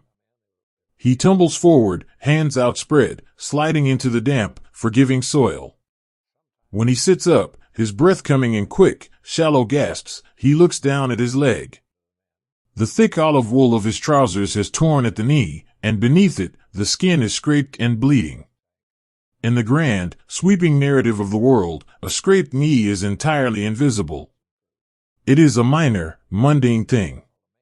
But to this terrified boy, sitting in the freezing mud while the sky rumbles above him, it is the breaking point. The sting of the scrape strips away the uniform, strips away the miles he has marched, and suddenly he is just a little boy who has fallen off his bicycle on a gravel road, desperately wanting his mother to tell him it will be all right. He squeezes his eyes shut, a single, hot tear carving a clean line down his dirt-smudged cheek. A shadow falls over him.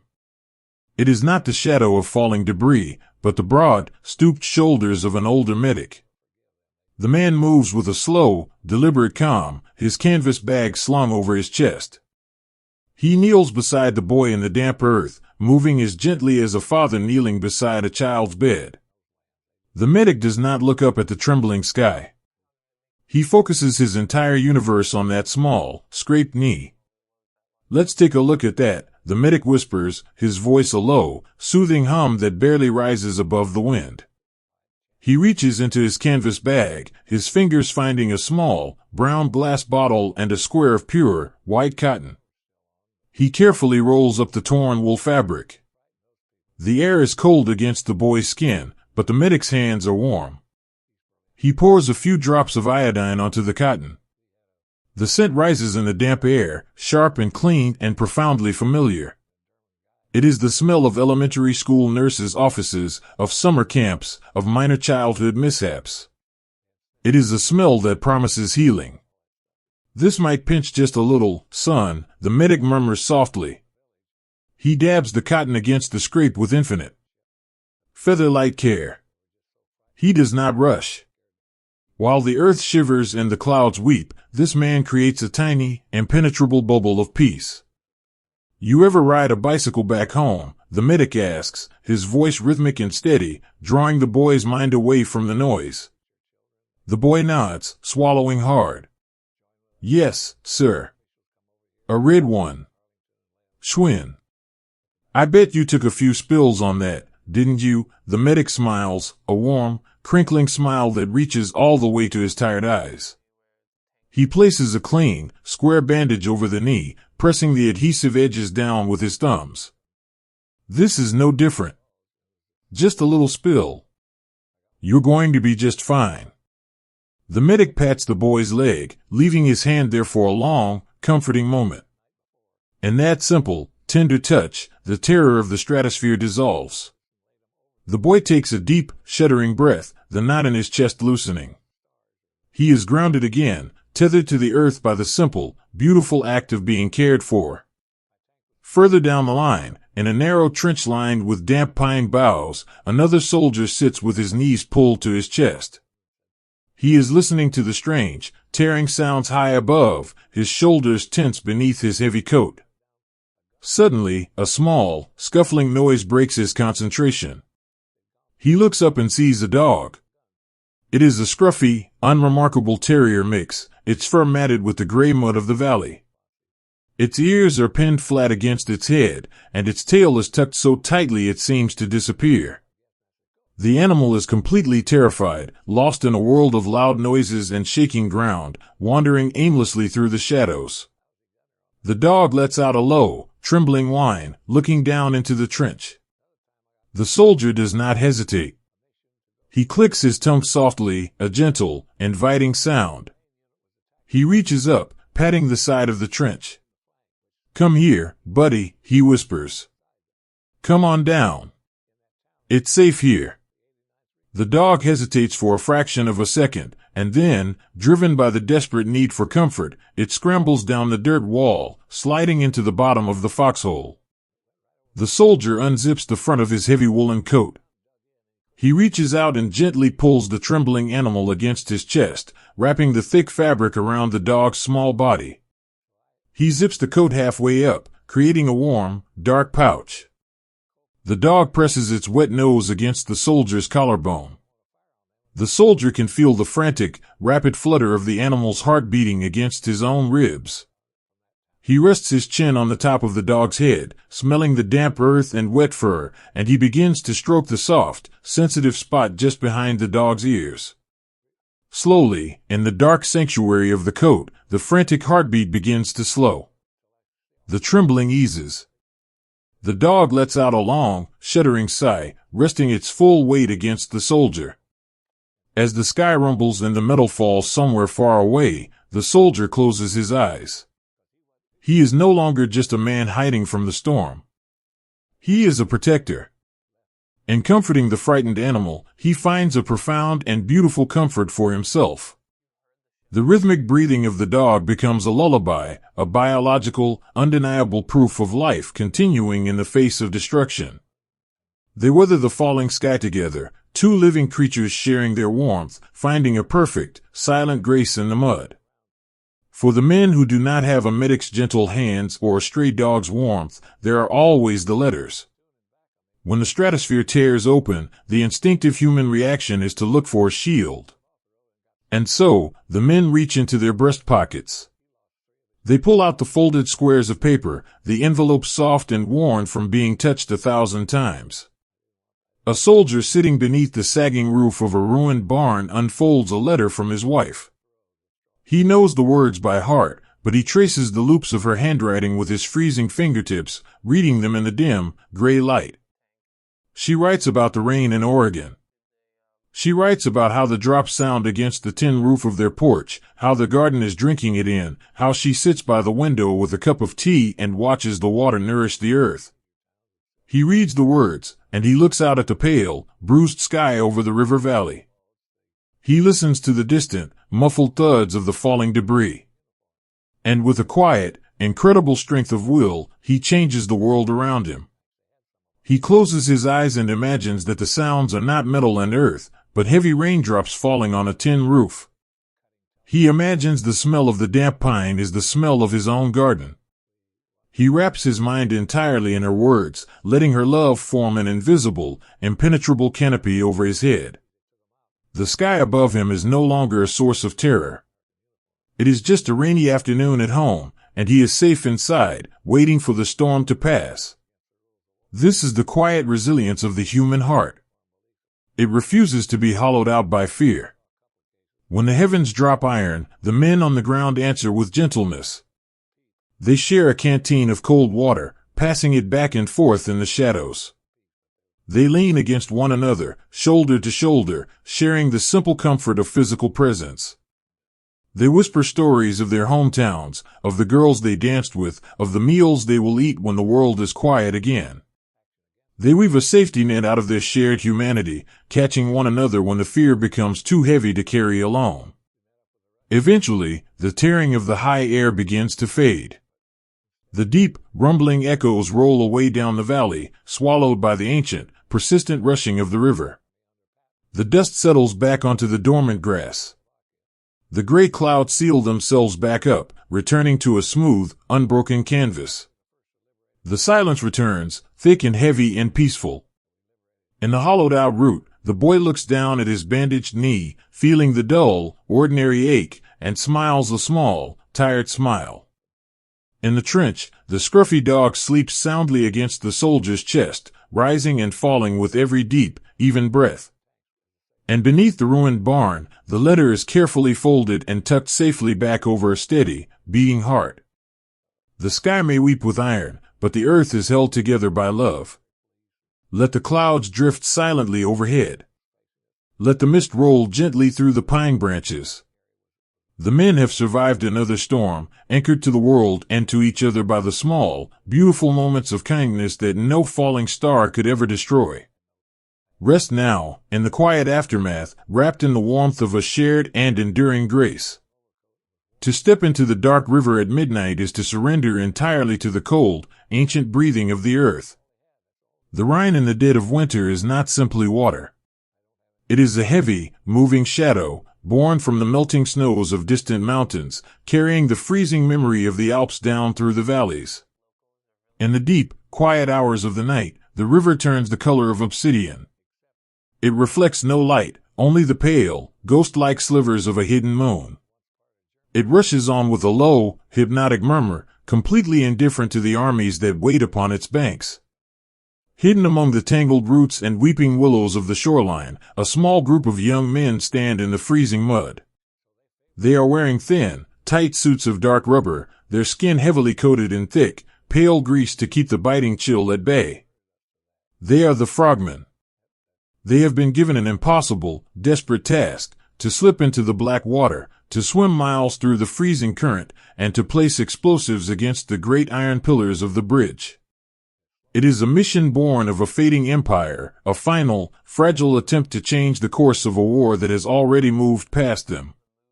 But tonight, standing on the edge of the abyss, they are not thinking of empires. They are not thinking of victory. They are only thinking of the cold. A young boy, shivering violently in the damp night air, carefully fastens the rubber seal around his neck. His hands are already clumsy, his fingers stiff from the wind sweeping off the water. He is so tired. He has been moving in the shadows for days, eating cold rations, sleeping in the damp earth. Now, he looks down at the swirling, black current, and a profound, quiet dread settles in his stomach. Before he secures the collar of his suit, he reaches up and touches a small, watertight rubber pouch strapped tightly against his chest. Inside this pouch, safe from the river, is a letter from his father. He had read it by the faint light of a match just hours before. The handwriting was shaky, the words simple. His father wrote of the quiet snow falling on their village, of the way the smoke drifted from the chimney, of his hope that his son was finding enough to eat. He told him to be careful, and to come home soon, because the house was too quiet without him. The boy presses his hand against the pouch, closing his eyes. He imagines the warmth of that chimney. He visualizes the red-hot embers of the hearth, the soft, worn armchair sitting beside the fire, the thick, heavy quilt on his bed. He takes that warmth and folds it into his mind, locking it away in a safe, quiet room inside his heart. He knows he will need it. He will need every memory of heat he possesses to survive the hours ahead. The men do not speak. There is no need for grand speeches or final words. They simply look at one another in the dark, their faces pale beneath the thick layers of grease. They share a silent, heavy understanding. They are walking into the deep together, bound by a quiet, tragic duty, and a profound love for the men shivering beside them. One by one, they slide down the muddy bank. The moment the water touches them, it steals the breath from their lungs. It is a shocking, absolute cold. It feels like a physical weight, wrapping around their ankles, rising up their legs, and squeezing their chests with an iron grip. The rubber suits offer only an illusion of protection. The river presses against them, heavy and biting, searching for any weakness, seeping into the tiny spaces around their wrists and faces. They push off from the soft mud, drifting out into the main channel, and the world above the surface simply ceases to exist. There is no more wind. There is no more war. There is only the silent, sweeping rush of the current, pulling them forward into the vast unknown. To swim in the black water is to experience a terrifying, sensory isolation. They cannot see the bottom. They cannot see the shore. They can barely see the hands moving in front of their own faces.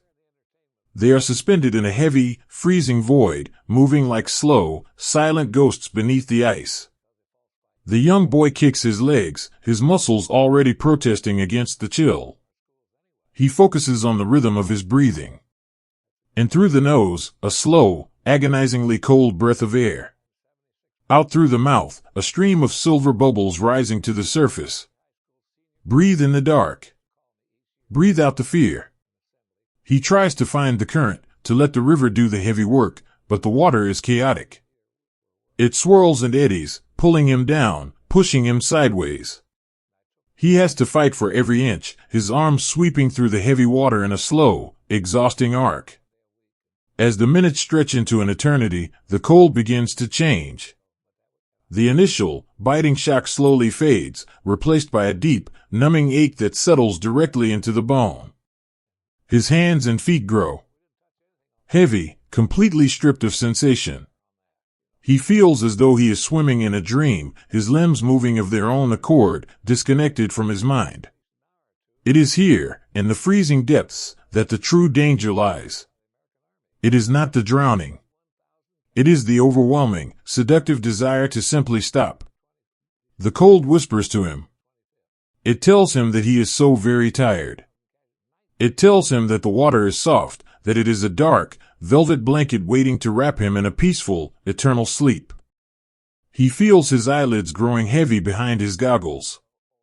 The rhythm of his kicks begins to slow. He thinks of how easy it would be to just let go, to stop fighting the current, to drift away into the quiet blackness where nothing hurts and nothing is demanded of him. But then, the fire in his chest sparks to life. He remembers the watertight pouch. He remembers the letter.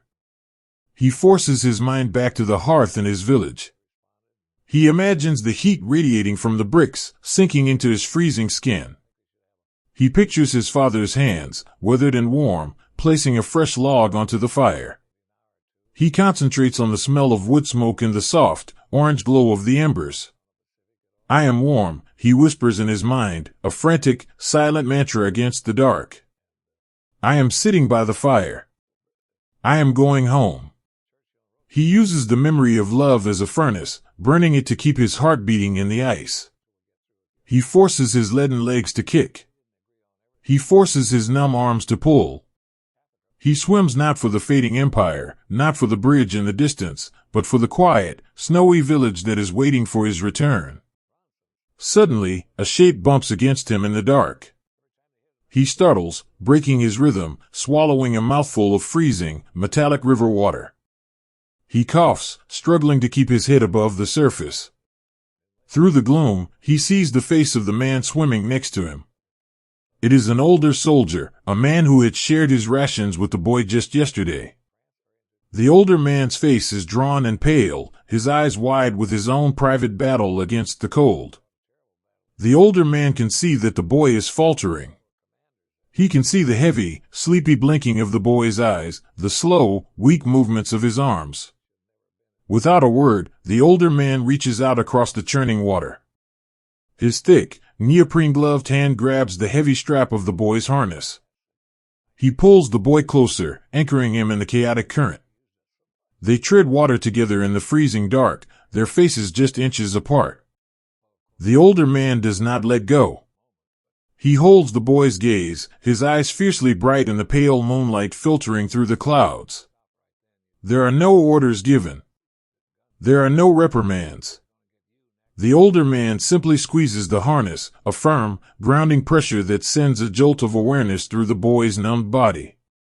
The look in the older man's eyes says everything that the freezing river is trying to silence. I have you. Look at me. Do not fall asleep.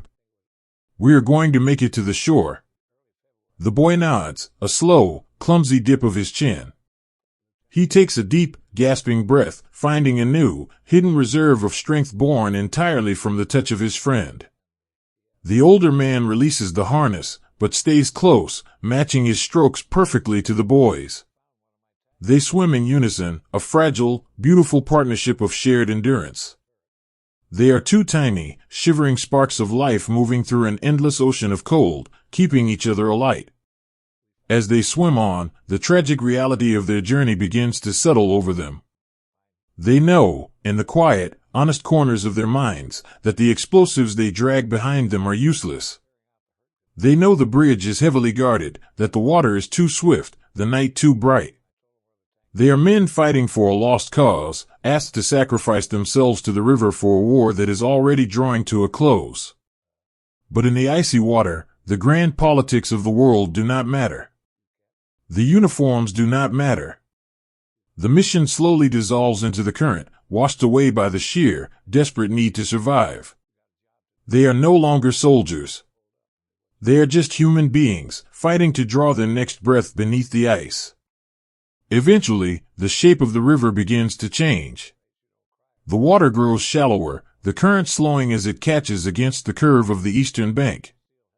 The boy's knees scrape against the smooth, cold stones of the riverbed. It is a startling, beautiful feeling. Solid earth. He tries to stand, but his legs simply refuse to hold his weight. They collapse beneath him, sending him falling forward into the shallow water. He doesn't care. He digs his numb, clumsy hands into the thick, freezing mud of the shoreline, and he drags himself out of the river. He crawls up the bank, his chest heaving, his entire body shaking with violent, uncontrollable spasms. He collapses onto his side in the damp grass, curling into a tight, miserable ball, trying to preserve whatever microscopic fraction of heat remains in his core. Beside him, the older man drags himself out of the water, collapsing onto his back, staring up at the gray, winter sky. They have not reached the bridge. They have not completed the task. The explosives have been lost to the river, sinking down into the dark mud. But as they lie there in the freezing grass, there is no sense of failure.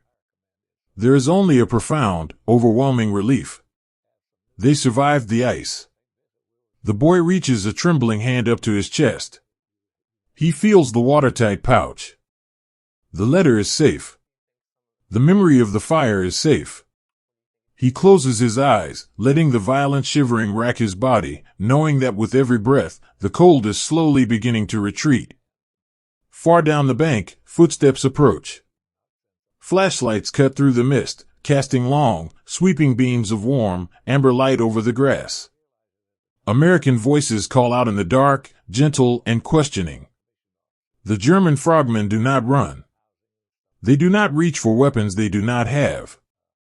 They simply lie in the mud, utterly exhausted, surrendering to the end of their long, tragic swim. When the light finds them, the soldiers who approach do not see terrifying saboteurs.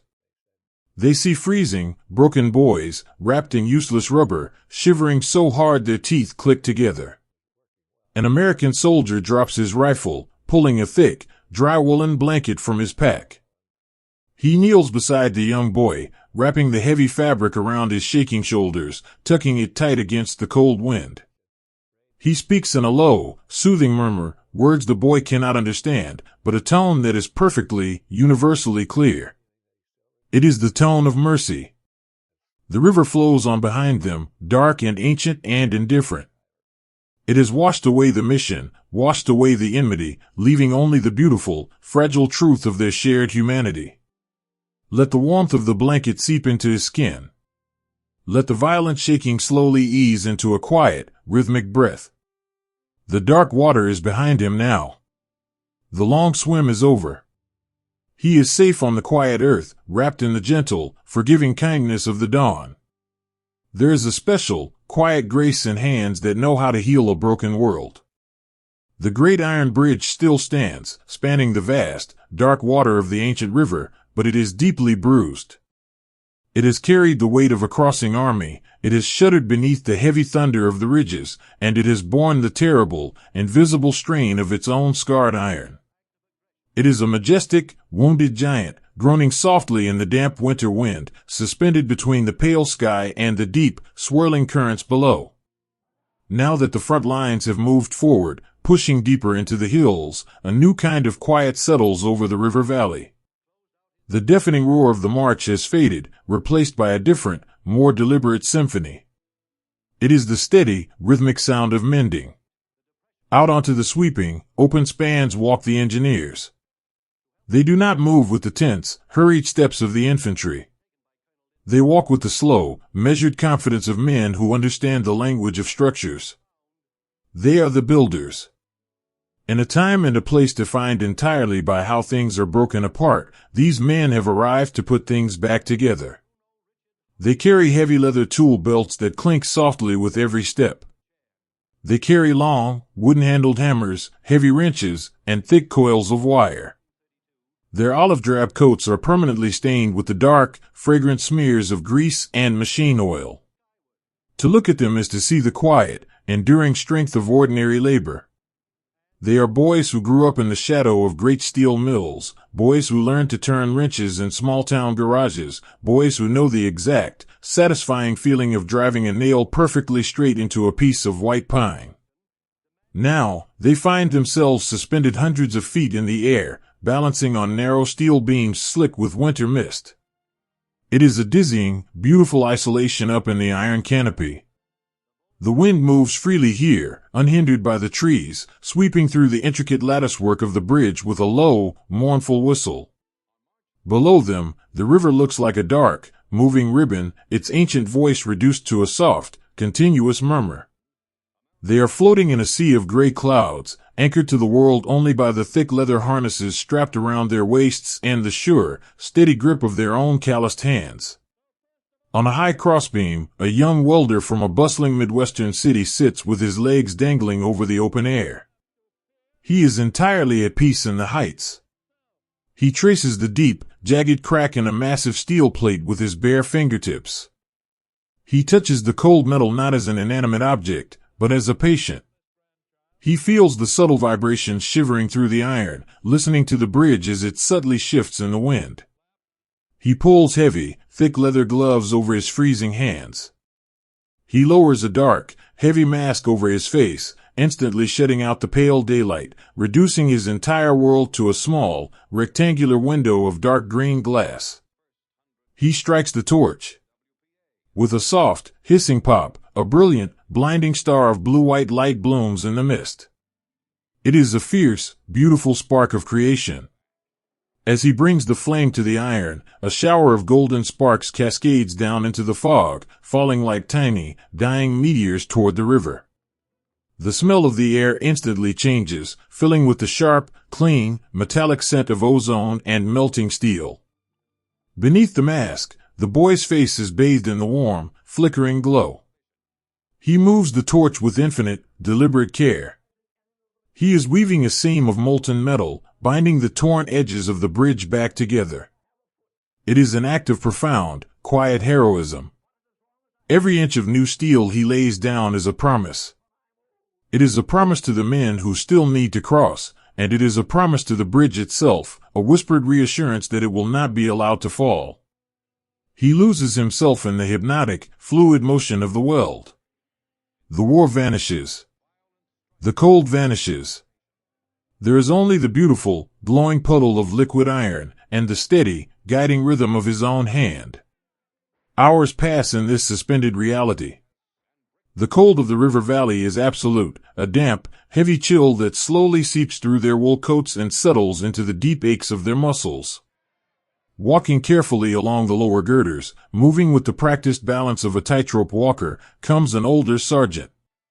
He has a canvas strap slung across his chest, and bouncing gently against his hip is a large, dented metal thermos. He approaches the young welder, who has just extinguished his torch and lifted his mask to inspect the cooling seam. The sergeant taps the iron beam with the toe of his boot to announce his presence over the wind. The young man looks down, his face entirely covered in a mask of fine, dark soot, save for the pale circles around his eyes. He looks exhausted, his shoulders slumped beneath the heavy leather jacket. The sergeant does not say a word. He simply nods, uncorks the thermos, and pours a measure of dark liquid into the metal cup. He reaches up, stretching his arm as far as it will go, and balances the cup on the edge of the young man's beam. The boy takes it with trembling, grease-stained hands. He wraps his fingers around the metal, absorbing the faint, radiant heat. He takes a slow sip. The coffee is tepid. It is bitter, tasting faintly of tin and the dust of the road. But up here, in the freezing mist, it is a glorious, life-giving elixir. It sends a small, vital bloom of warmth radiating outward from his chest. He looks down at the sergeant, offering a slow, grateful smile that shines brightly through the soot. The sergeant smiles back, offering a small, two-fingered salute before turning and inching his way back down the beam to find the next freezing man. It is a tiny, microscopic moment of grace. In the grand sweep of history, a shared cup of lukewarm coffee means nothing. But on this fragile iron web, it means everything. It is the quiet, unbreakable tether of brotherhood. It is the simple, beautiful act of sustaining one another when the world demands too much. Down on the main deck of the bridge, another kind of healing is taking place. The wooden planks that form the roadway have been splintered and torn by the endless procession of heavy tires and the falling debris of the skies. A small team of carpenters is working on their hands and knees, pulling up the ruined timber and laying down fresh, golden white planks of pine. One of the men, a quiet father of two, swings a heavy hammer with a steady, metronomic rhythm. Tap. Drive. Sink. He breathes in the scent of the fresh sawdust, a sweet, earthy smell that completely overpowers the damp odor of the river. With every swing of the hammer, he is transported back to a summer afternoon years ago. He remembers kneeling on the grass in his own backyard, building a wooden porch while his young daughter watched from the screen door. He remembers the warmth of the sun on his neck, the taste of cold lemonade, the deep, satisfying exhaustion of building something meant to last. He reaches into the breast pocket of his coat, feeling the reassuring crinkle of a letter from his wife. She wrote that the hinges on that very porch are starting to squeak, and that the dog likes to sleep on the warmest plank in the afternoon. He smiles softly, wiping a mixture of sweat and sawdust from his forehead. He realizes, with a profound, quiet clarity, that he is doing the exact same thing here that he did back home. He is making a floor safe to walk upon. He is smoothing the rough edges of the world. He finds an incredible, sustaining peace in the simplicity of the task. He is not destroying. He is nurturing. He pats the newly secured plank with his heavy, gloved hand, trusting it to carry the weight of his brothers. As the afternoon slowly turns toward evening, the pale gray light of the valley begins to deepen into shades of charcoal and soft violet. The mist thickens, rising off the river like a gentle, breathing blanket. But the work does not stop. The bridge becomes a constellation of tiny, moving lights. The blue-white sparks of the welding torches flare and fade in the high canopy like captive lightning bugs. The soft, amber beams of covered flashlights sweep across the wooden deck as the carpenters measure their cuts in the dark. The men work in shifts, sleeping for just a few hours at a time in the stone towers or the ruined cellars of the near bank, before returning to the iron. Their bodies ache with a deep, heavy fatigue.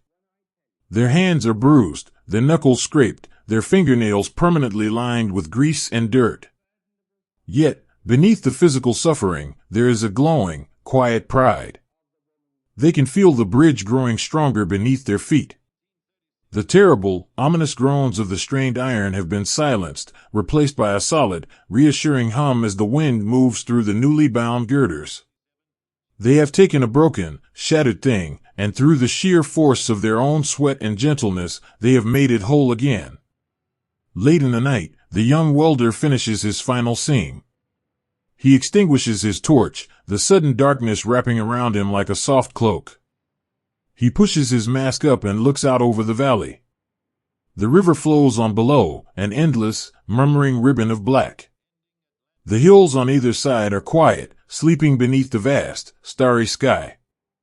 He reaches out and rests his bare hand against the steel he just mended. The metal is still warm from the torch, radiating a gentle, comforting heat against his cold palm. He gently pats the iron, exactly as one might pat the neck of a strong, faithful horse after a long journey. "There you go," he whispers softly into the midnight air. "You're all right now. You're going to hold." He slowly begins the long climb down, his boots finding the rungs of the iron ladders in the dark. He is climbing down to the earth, returning to his friends, to the quiet safety of a shared blanket and a few hours of dreamless sleep.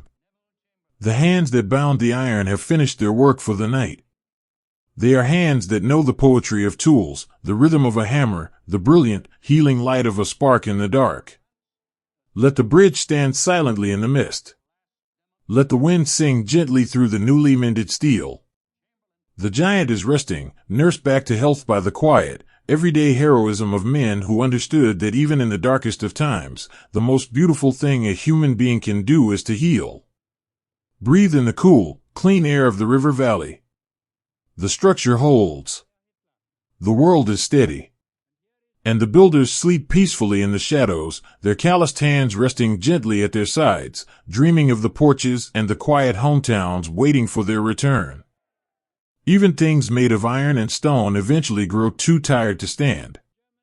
For many long days and endless, freezing nights, the great bridge has been a faithful servant.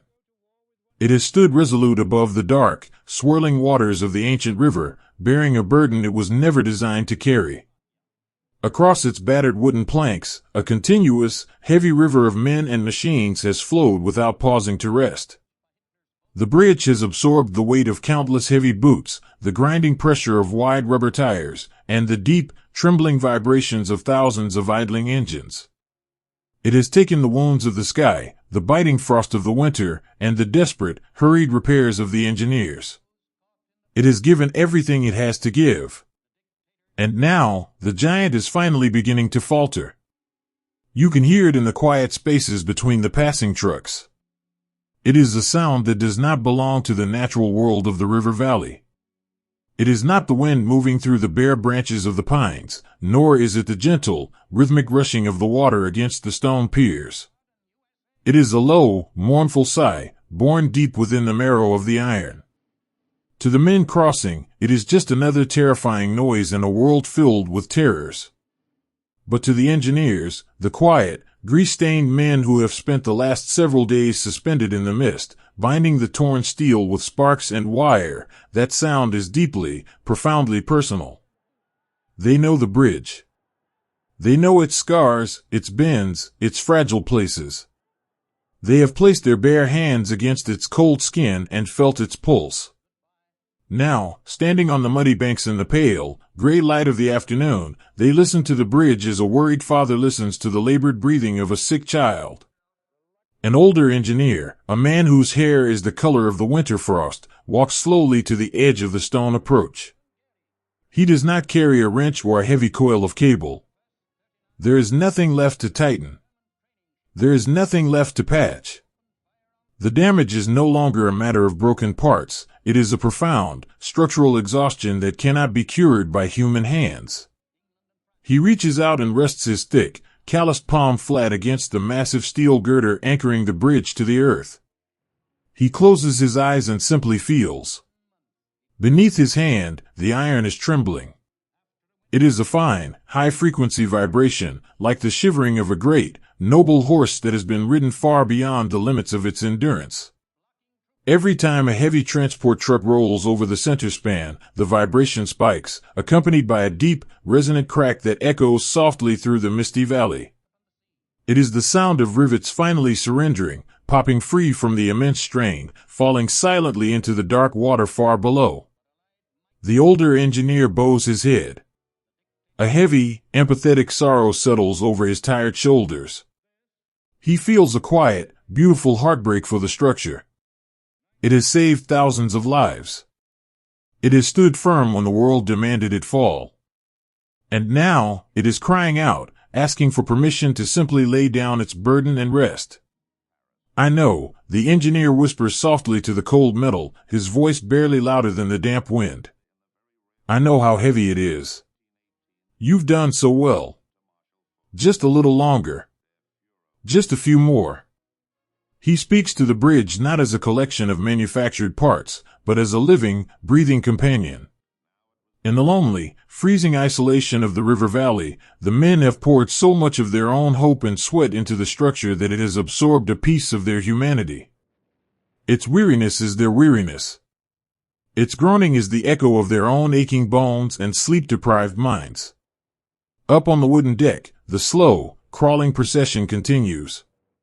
The mist has grown thicker, wrapping the center of the span in a soft, white veil, hiding the opposite shore. A young infantryman, his face pale and eyes wide with apprehension, is walking slowly alongside an idling jeep. He is halfway across when the bridge suddenly shifts beneath his feet.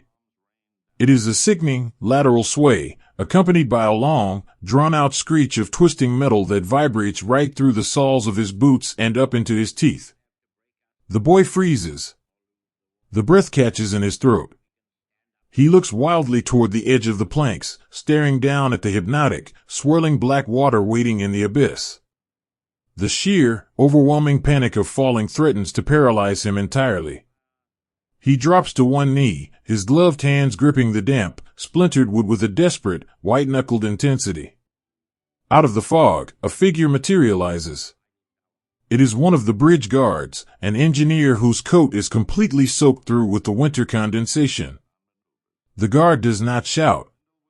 He knows that loud noises only feed the panic. He steps softly toward the kneeling boy, moving with the slow, deliberate grace of a man who refuses to be hurried by fear. He kneels down on the shifting planks, placing himself between the boy and the edge of the bridge. "Hey there," the guard murmurs gently, his voice a steady, rhythmic hum. "Don't look at the water, son. The water has nothing to do with us. Look right here." The young soldier forces his eyes away from the gaps in the wood and looks at the guard's face.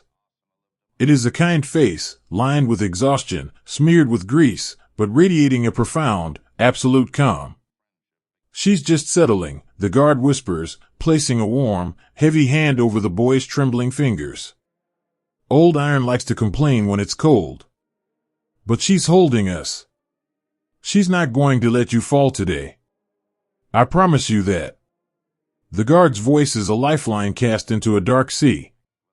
The young soldier nods, swallowing the lump of terror in his throat. He takes a deep, shuddering breath, filling his lungs with the smell of wet pine and diesel exhaust.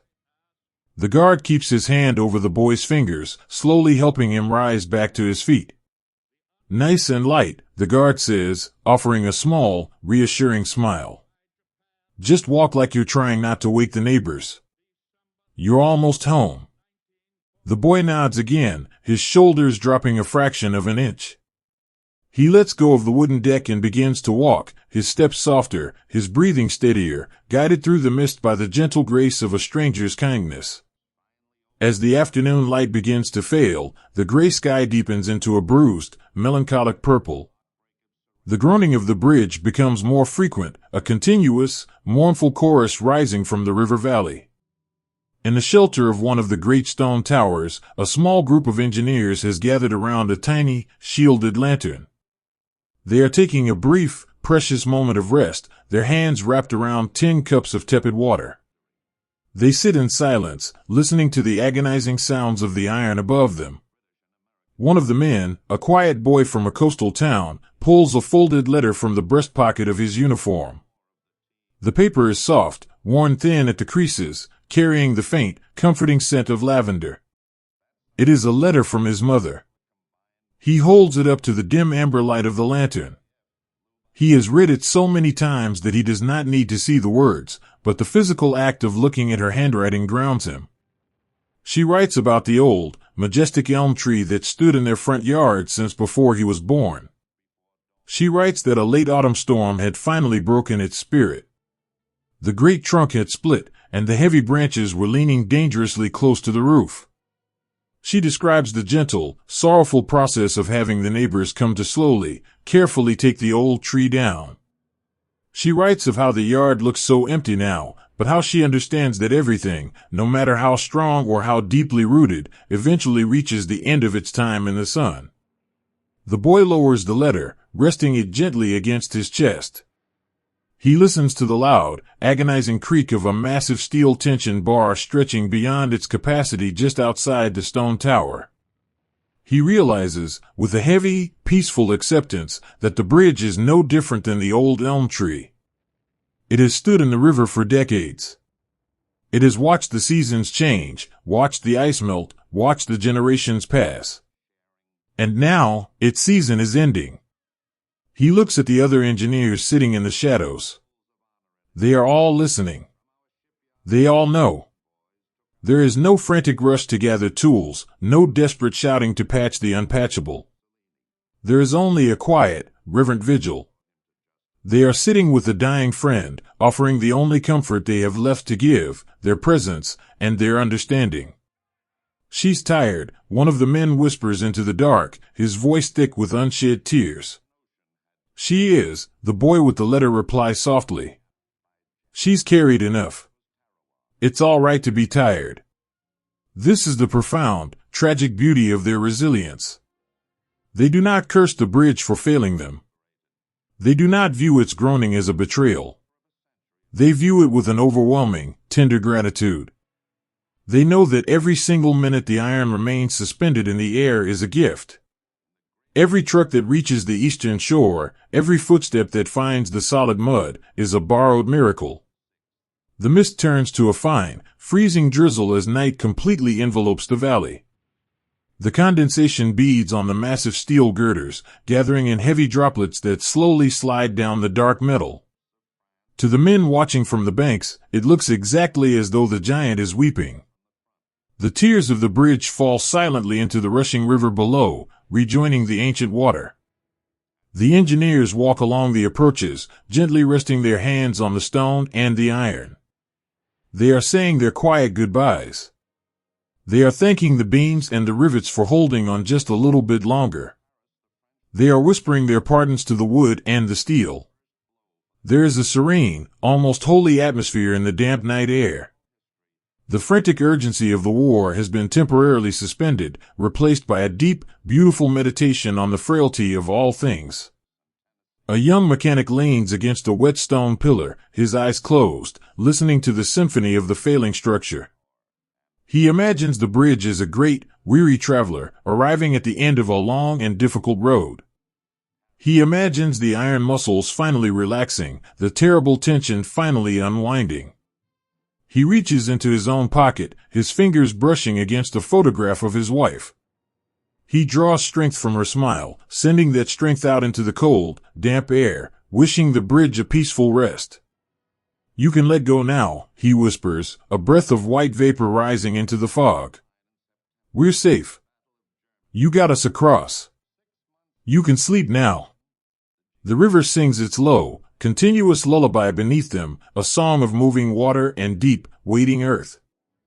It calls to the tired iron, promising a cool, weightless embrace.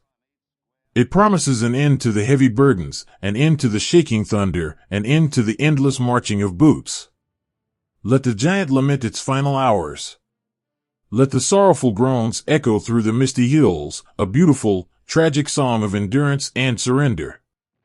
The engineers stand watch in the dark, their hearts filled with a quiet, enduring love for the broken steel, honoring the majestic creature that gave its life so that they might find their way home. Breathe in the heavy, peaceful night. Listen to the gentle settling of the world. The time for striving is slowly coming to an end, making way for the quiet grace of a long, well-earned slumber. There is a heartbreaking gentleness in the way a giant finally decides to fall. It happens on an afternoon that feels deceptively, beautifully ordinary.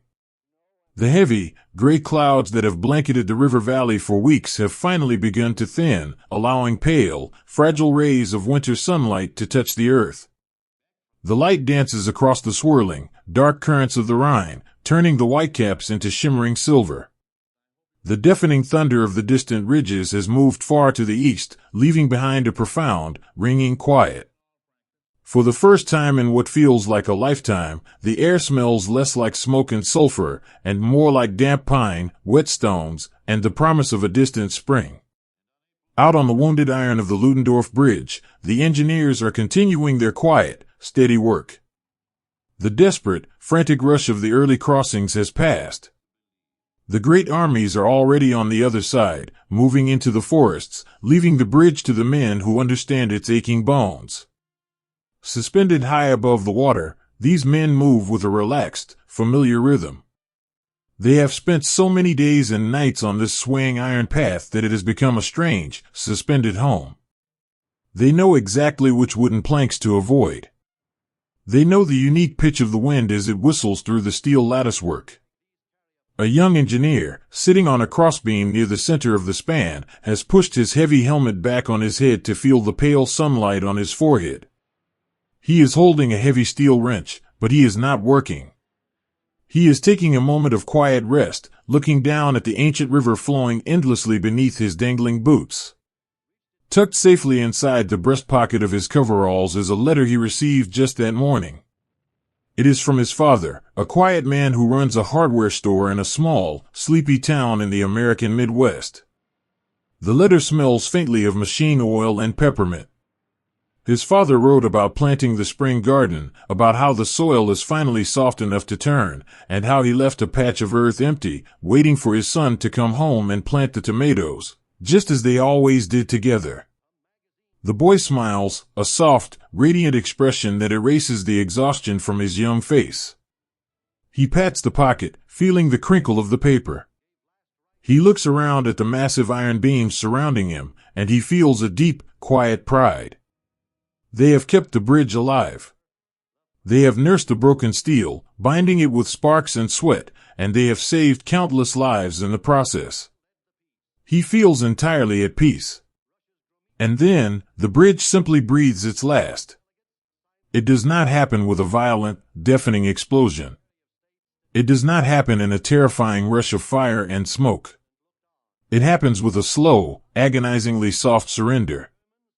Deep within the heart of the structure, the heavily strained iron simply lets go. A massive steel pin, having held the weight of the world for far too long, slips silently from its mooring. The sound is not a crack, but a deep, resonant sigh.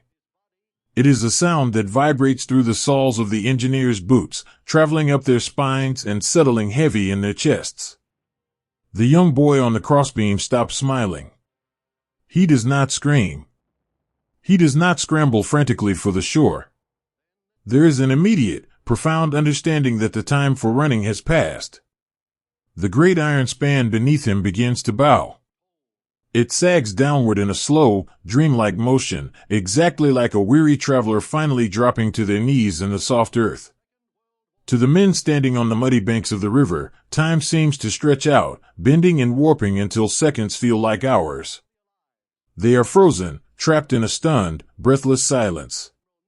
They watch in disbelief as the center of the magnificent structure simply begins to melt out of the sky. The massive stone towers on either side stand helpless as the iron pulls away from them. The thick steel cables snap one by one, but from the shore, the sound is muted, swallowed by the vastness of the valley. The dust from the ancient water begins to bloom into the air, a soft, gray cloud rising gently against the pale sunlight, wrapping the falling iron in a shroud of mist. As the bridge descends, the young boy on the crossbeam feels a sudden, terrifying weightlessness. The solid iron that had been his anchor is no longer pushing back against gravity. He is falling. In this suspended, silent space between the sky and the water, the human mind does a beautiful, merciful thing.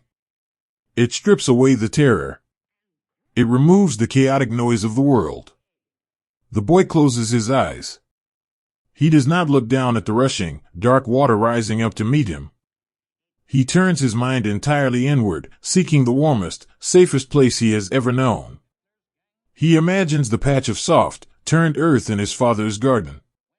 He imagines the smell of the damp soil on his hands, the warmth of the spring sun on his back, and the quiet, steady presence of his father kneeling beside him.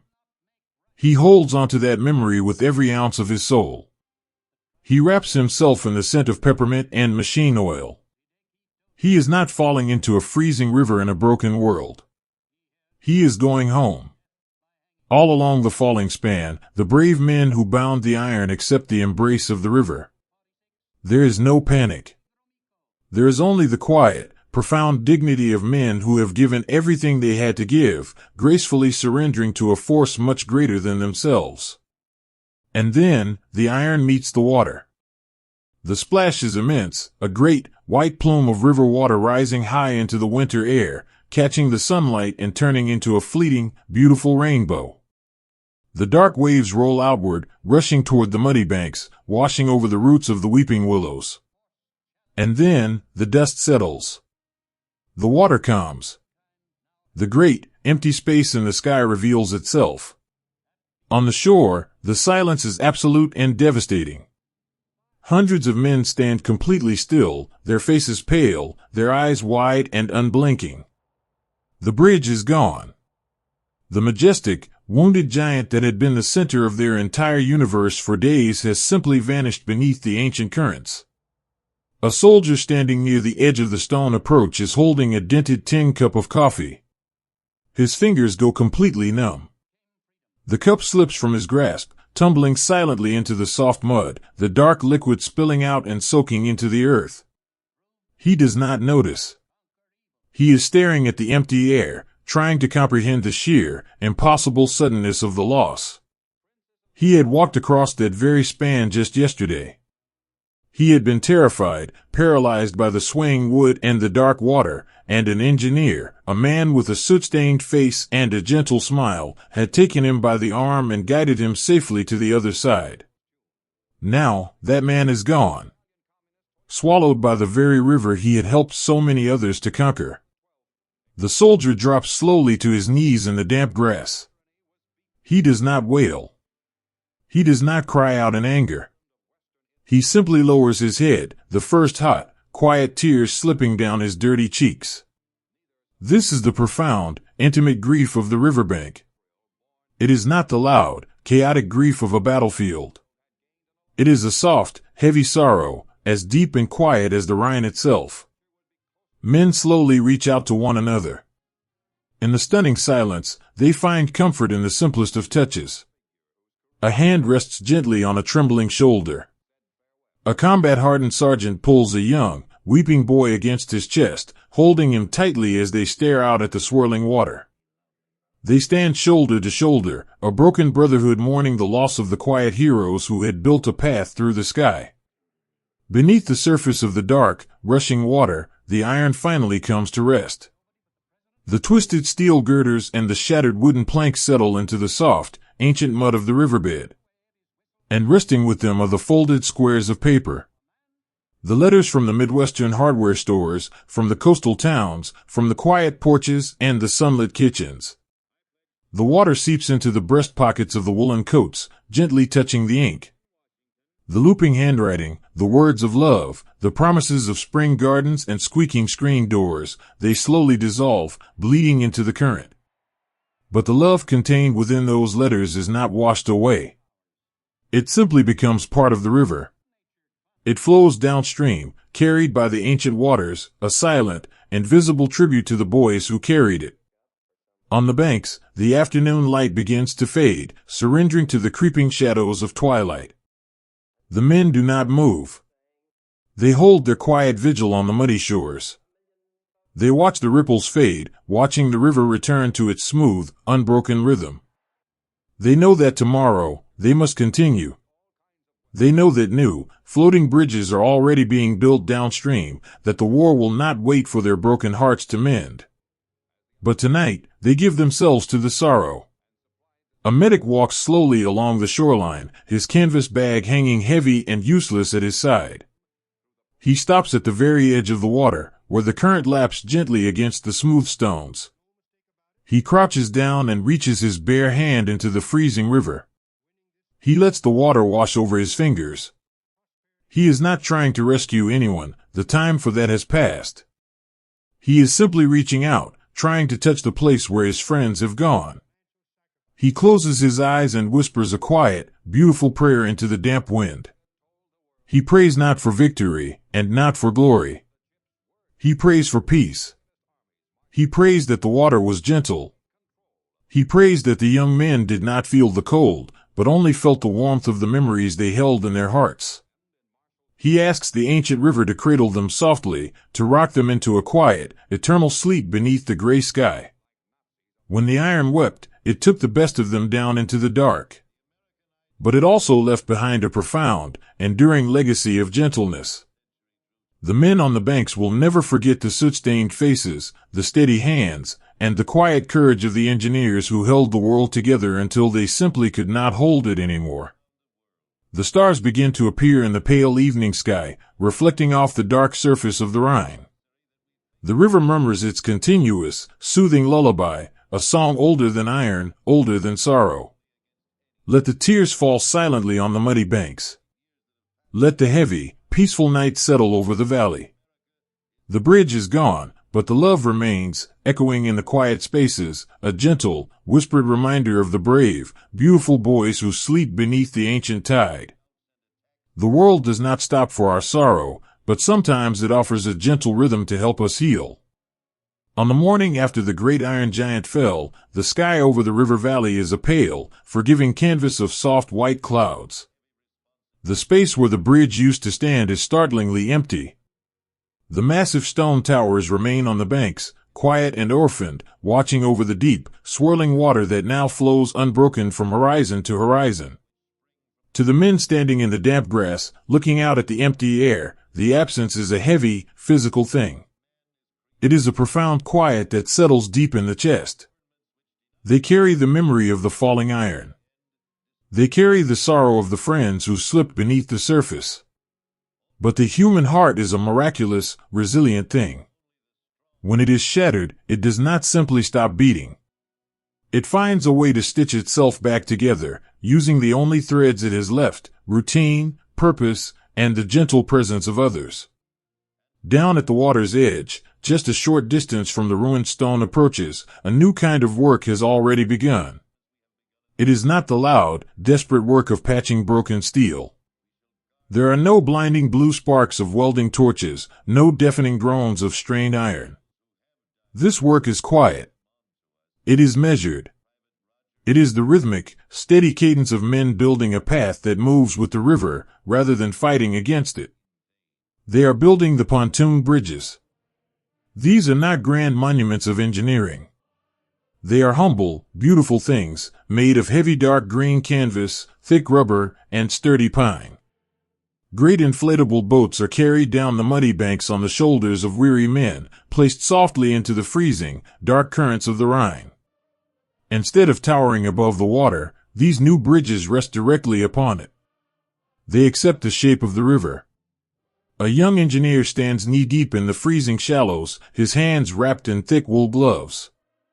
He is guiding a heavy coil of hemp rope, tying the floating canvas boats together in a long, continuous chain.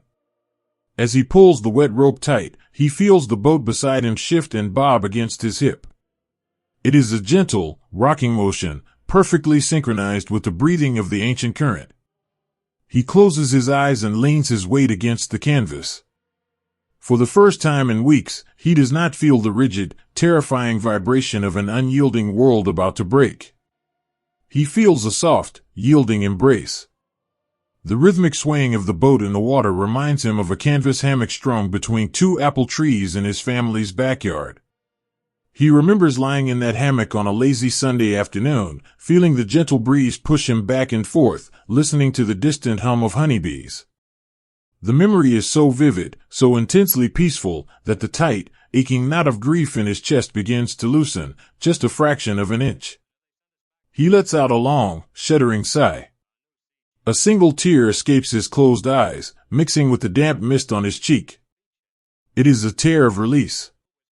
He pulls the rope snug, tying a careful, perfect knot, binding the boats together with a quiet, enduring love. All along the shoreline, the men move with a deliberate, hushed grace. The tragedy of the previous day has stripped away all their rough edges. There is no shouting, no impatience. They speak in low murmurs, their voices blending seamlessly with the lapping of the water against the rubber. When a heavy steel treadway needs to be lifted and laid across the floating boats, 4 men step forward to carry it. They do not need to issue commands. They look at each other, acknowledging the shared exhaustion in their eyes, and they lift together on an unspoken breath. They carry the steel not as an instrument of war, but as a shared burden, stepping carefully through the mud, making sure no one loses their footing. If a man's hands grow too numb from the biting cold of the wet rope, another man simply steps in beside him. Without a word, a friend will gently brush the freezing hands away, taking the heavy line, bearing the weight so his brother can tuck his aching fingers beneath his arms to find warmth. This is the steady rhythm of recovery. Healing is not a grand, sweeping revelation. It is 1,000 tiny, invisible acts of kindness performed in the freezing mist. It is the gentle passing of a warm canteen. It is the quiet pat on a drooping shoulder. It is the collective, unspoken promise to carry one another through the dark. As the floating bridge stretches further out across the dark water, the men take brief moments of rest on the muddy banks. They sit on overturned wooden crates or simply drop onto the damp grass, pulling their coats tightly around their necks against the river wind. In the shelter of a weeping willow tree, a soldier reaches into his canvas pack. He bypasses his rations and his spare socks, his fingers searching for a small, rectangular tin. He opens it carefully, treating it like a sacred reliquary. Inside is a stack of blank stationery and a small, silver fountain pen. He rests a piece of paper on his knee. He is writing to his older sister. He does not write about the iron giant that fell into the deep. He does not write about the terrifying, breathless silence of the riverbank when they realized their friends were gone. He knows that grief is too heavy a thing to send across the ocean in an envelope. Instead, he writes about the water. He writes about the new bridge. He tells her that the boats look like a row of dark green lily pads resting on a grand, sweeping pond. He describes how they bob up and down, how the bridge bends and flexes like a living, breathing creature. He writes that when you walk across it, it feels like you are walking on the surface of the water itself. He crafts a beautiful, peaceful image, focusing entirely on the poetry of the canvas and the rubber. In writing these gentle words, he is doing more than just protecting his sister from the horrors of the valley. He is protecting his own mind. He is forcing his eyes to see the beauty that still exists in the wreckage. He is choosing to focus on the resilience of the men building the path, rather than the tragedy of the path that was lost. He signs his name with a slow, careful flourish, letting the ink dry in the pale winter air. He folds the letter, tucking it safely over his heart. He feels a little lighter, a little warmer, anchored by the simple act of searching for the light. By midday, the first of the pontoon bridges is complete. It stretches from shore to shore, a flexible, humble tether connecting the two halves of the broken world. The heavy transport trucks and the columns of marching men begin to cross. The sound is entirely different from the crossing of the iron bridge. There are no terrifying groans of failing steel. There are no echoing cracks of stressed rivets. There is only the soft, continuous whoosh of the rubber tires rolling over the metal treadways, and the gentle, rhythmic splashing of the water against the sides of the canvas boats. The bridge yields to the weight. As a heavy truck rolls forward, the boats beneath it press down slightly into the dark water, and then rise back up again as the weight passes, buoyed by the ancient strength of the river. To the men driving the trucks, this soft, yielding motion is a profound comfort. It feels forgiving. The iron bridge had been a terrifying test of wills, a rigid structure fighting a desperate battle against gravity. But the floating bridge does not fight. It accepts. It moves in harmony with the current and the crossing army. A young driver, gripping the steering wheel of his canvas-covered transport, lets out a long, slow exhale as he rolls onto the pontoon path. He feels the gentle dip and rise of the cab. He looks out his open window at the dark water rushing just a few feet below his tires. He is not afraid. The gentle bobbing of the bridge lulls his frayed nerves. He listens to the rhythmic splashing of the water, a soothing, hypnotic lullaby that washes away the frantic adrenaline of the past few weeks. He drives slowly, honoring the quiet labor of the men who built this humble path. He feels as though he is gliding softly over the surface of the world, carried safely in the arms of the river. As afternoon bleeds into a soft, lavender evening, the mist begins to rise once more, creeping through the bare branches of the pines and settling over the water. The engineers string small, covered lanterns along the edges of the floating bridge. In the deepening twilight, the bridge becomes a delicate, glowing necklace draped across the dark expanse of the Rhine. The amber lights reflect softly in the swirling currents, looking like a trail of fallen stars resting on the water.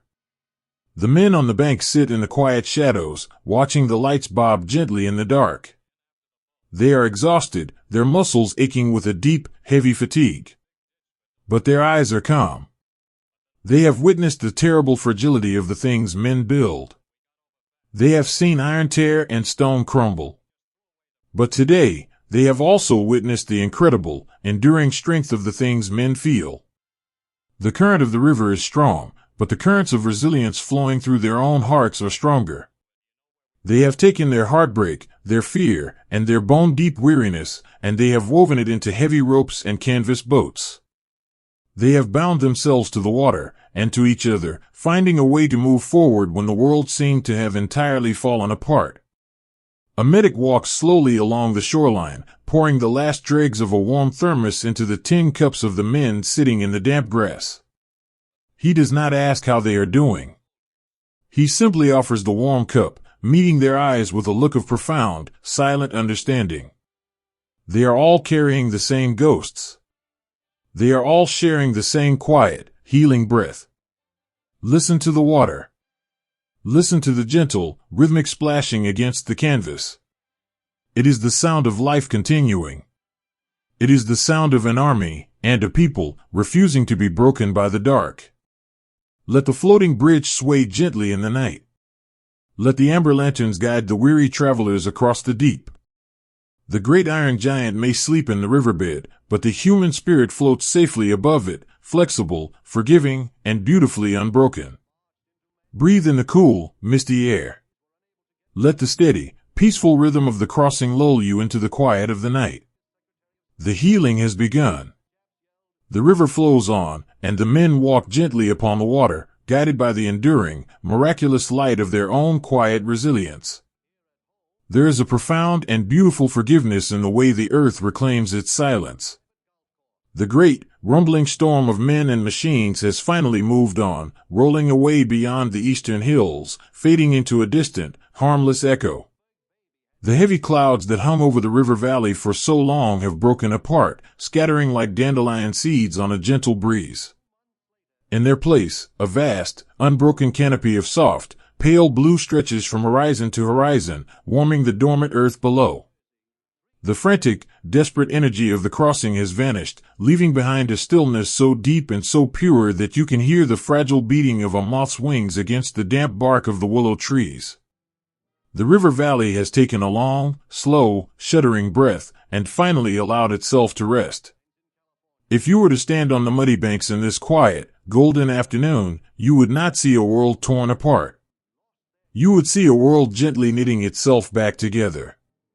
The mighty river, the ancient and indifferent Rhine, flows on exactly as it did before the iron fell. It does not carry the memory of the heavy canvas boats or the desperate, splashing boots of frightened men. It carries only the melted snows of the distant mountains, swirling in deep, hypnotic shades of slate and emerald, rushing smoothly toward the sea. The water sings its continuous, murmuring lullaby, a song that washes over the smooth stones of the shoreline, smoothing away the sharp edges of the past. Standing watch over this peaceful water are the great stone towers. They remain on the western and eastern banks, tall and majestic, looking like the ancient, forgotten castles of a children's fairy tale. But they no longer hold the heavy, groaning weight of the iron bridge. Their massive archways are empty, framing only the open sky and the gentle flight of returning swallows. They have been relieved of their terrifying burden. They are no longer the gates to a dark and uncertain abyss. They are simply monuments to a suspended moment in time, quiet guardians of the river's peace. As the seasons slowly turn, the earth begins its quiet work of healing. Up on the sloping hillsides, beneath the shade of the reaching pines, the deep, muddy scars left by thousands of marching boots begin to soften. The spring rains wash the soot and the dust deep into the soil. The shallow, earthen foxholes, those tiny, freezing sanctuaries where young boys once huddled together in the dark, sharing torn blankets and whispered fears, are slowly reclaimed by the forest. Soft, emerald moss begins to carpet the damp dirt. Delicate ferns uncurl their fronds in the shadows, and tiny, white wildflowers push their way through the carpet of fallen needles. The earth does not hold onto the sorrow.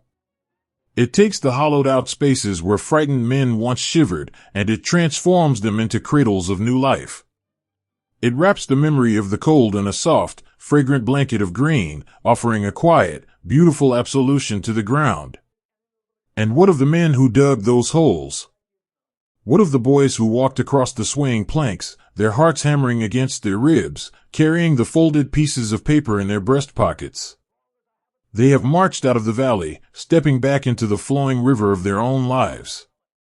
Follow those delicate, worn letters as they travel back across the vast oceans and the quiet, winding roads of Europe. They are no longer shields pressed desperately against beating hearts in the freezing mud. They have fulfilled their sacred, silent purpose. Now, they rest in small, cedar boxes tucked away in the quiet attics of farmhouses in Ohio, or in the bottom drawers of wooden desks in peaceful Bavarian towns. The paper has turned soft and yellowed with time. The looping handwriting, traced by freezing, clumsy fingers in the dim amber glow of a covered flashlight, has faded into a gentle, ghost-like gray. Imagine an old man, many decades removed from the misty river valley, sitting in a rocking chair on a sunlit wooden porch. His hands, once calloused and stained with the grease of broken steel, are now thin and frail, resting peacefully in his lap. He listens to the laughter of his grandchildren playing in the tall summer grass. He feels the warmth of the afternoon sun sinking into his tired bones. He closes his eyes, and occasionally, his mind drifts back to the dark water. He remembers the terrible, biting cold. He remembers the deafening thunder from the ridges. But the terror has lost its sharp, jagged edges. What he remembers most vividly is not the war. It is the gentleness. He remembers the heavy, reassuring hand of a sergeant resting on his trembling shoulder. He remembers the bitter, glorious taste of shared coffee from a dented tin cup. He remembers the soft, rhythmic breathing of a friend sleeping back to back with him in the dark earth. He realizes that in the darkest, most frightening hours of his life, he was surrounded by an incredible, overwhelming love. He smiles, a soft, radiant smile that crinkles the corners of his eyes. He opens his eyes and looks at the beautiful, quiet world around him.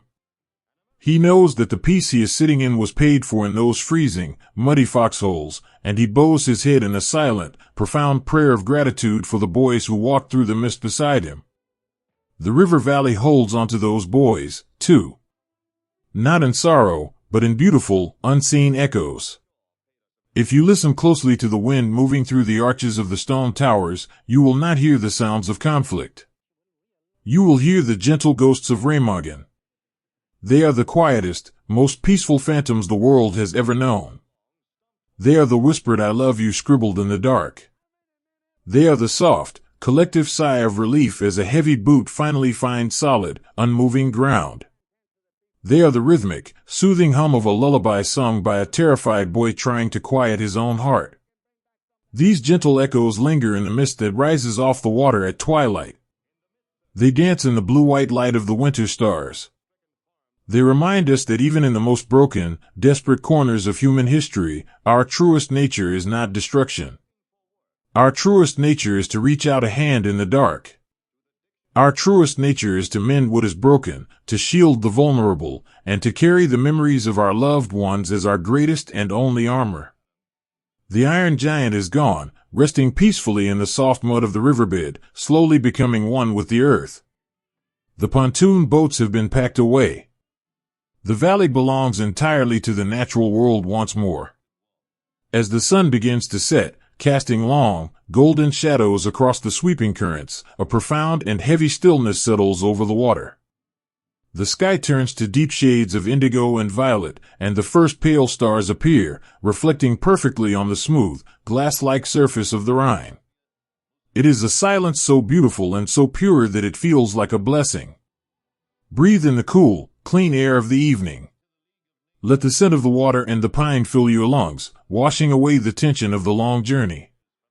Let your shoulders drop, releasing the heavy burdens of the day. The story of the bridge is over. The pages of history have been gently closed, placed back on the shelf to gather dust. What remains is only the water, flowing eternally toward the sea. Let the rhythmic, hypnotic lapping of the river soothe your mind. It is a steady, constant heartbeat, a promise that no matter how terrifying the storm may be, the morning will eventually come, and the water will eventually clear. We look out over the silent tide, and we offer a gentle, whispered wish to the universe. We wish for a world where rivers are simply rivers. We wish for a world where boundaries are crossed not with heavy iron and fearful footsteps, but with open hands and understanding hearts. We wish for a world where no young boy ever has to fold a piece of paper over his chest to shield himself from the dark, but instead can read those letters in the bright, warm light of a peaceful kitchen. Let the night wrap you in its soft, forgiving embrace. Let the ghosts of the valley rest, their duty fulfilled, their love enduring forever in the soil and the stone. The water flows on. The earth heals. The stars watch quietly from above. Rest now. The river is calm. The bridge is a memory. And the world, for this one beautiful, suspended moment, is perfectly, wonderfully at peace.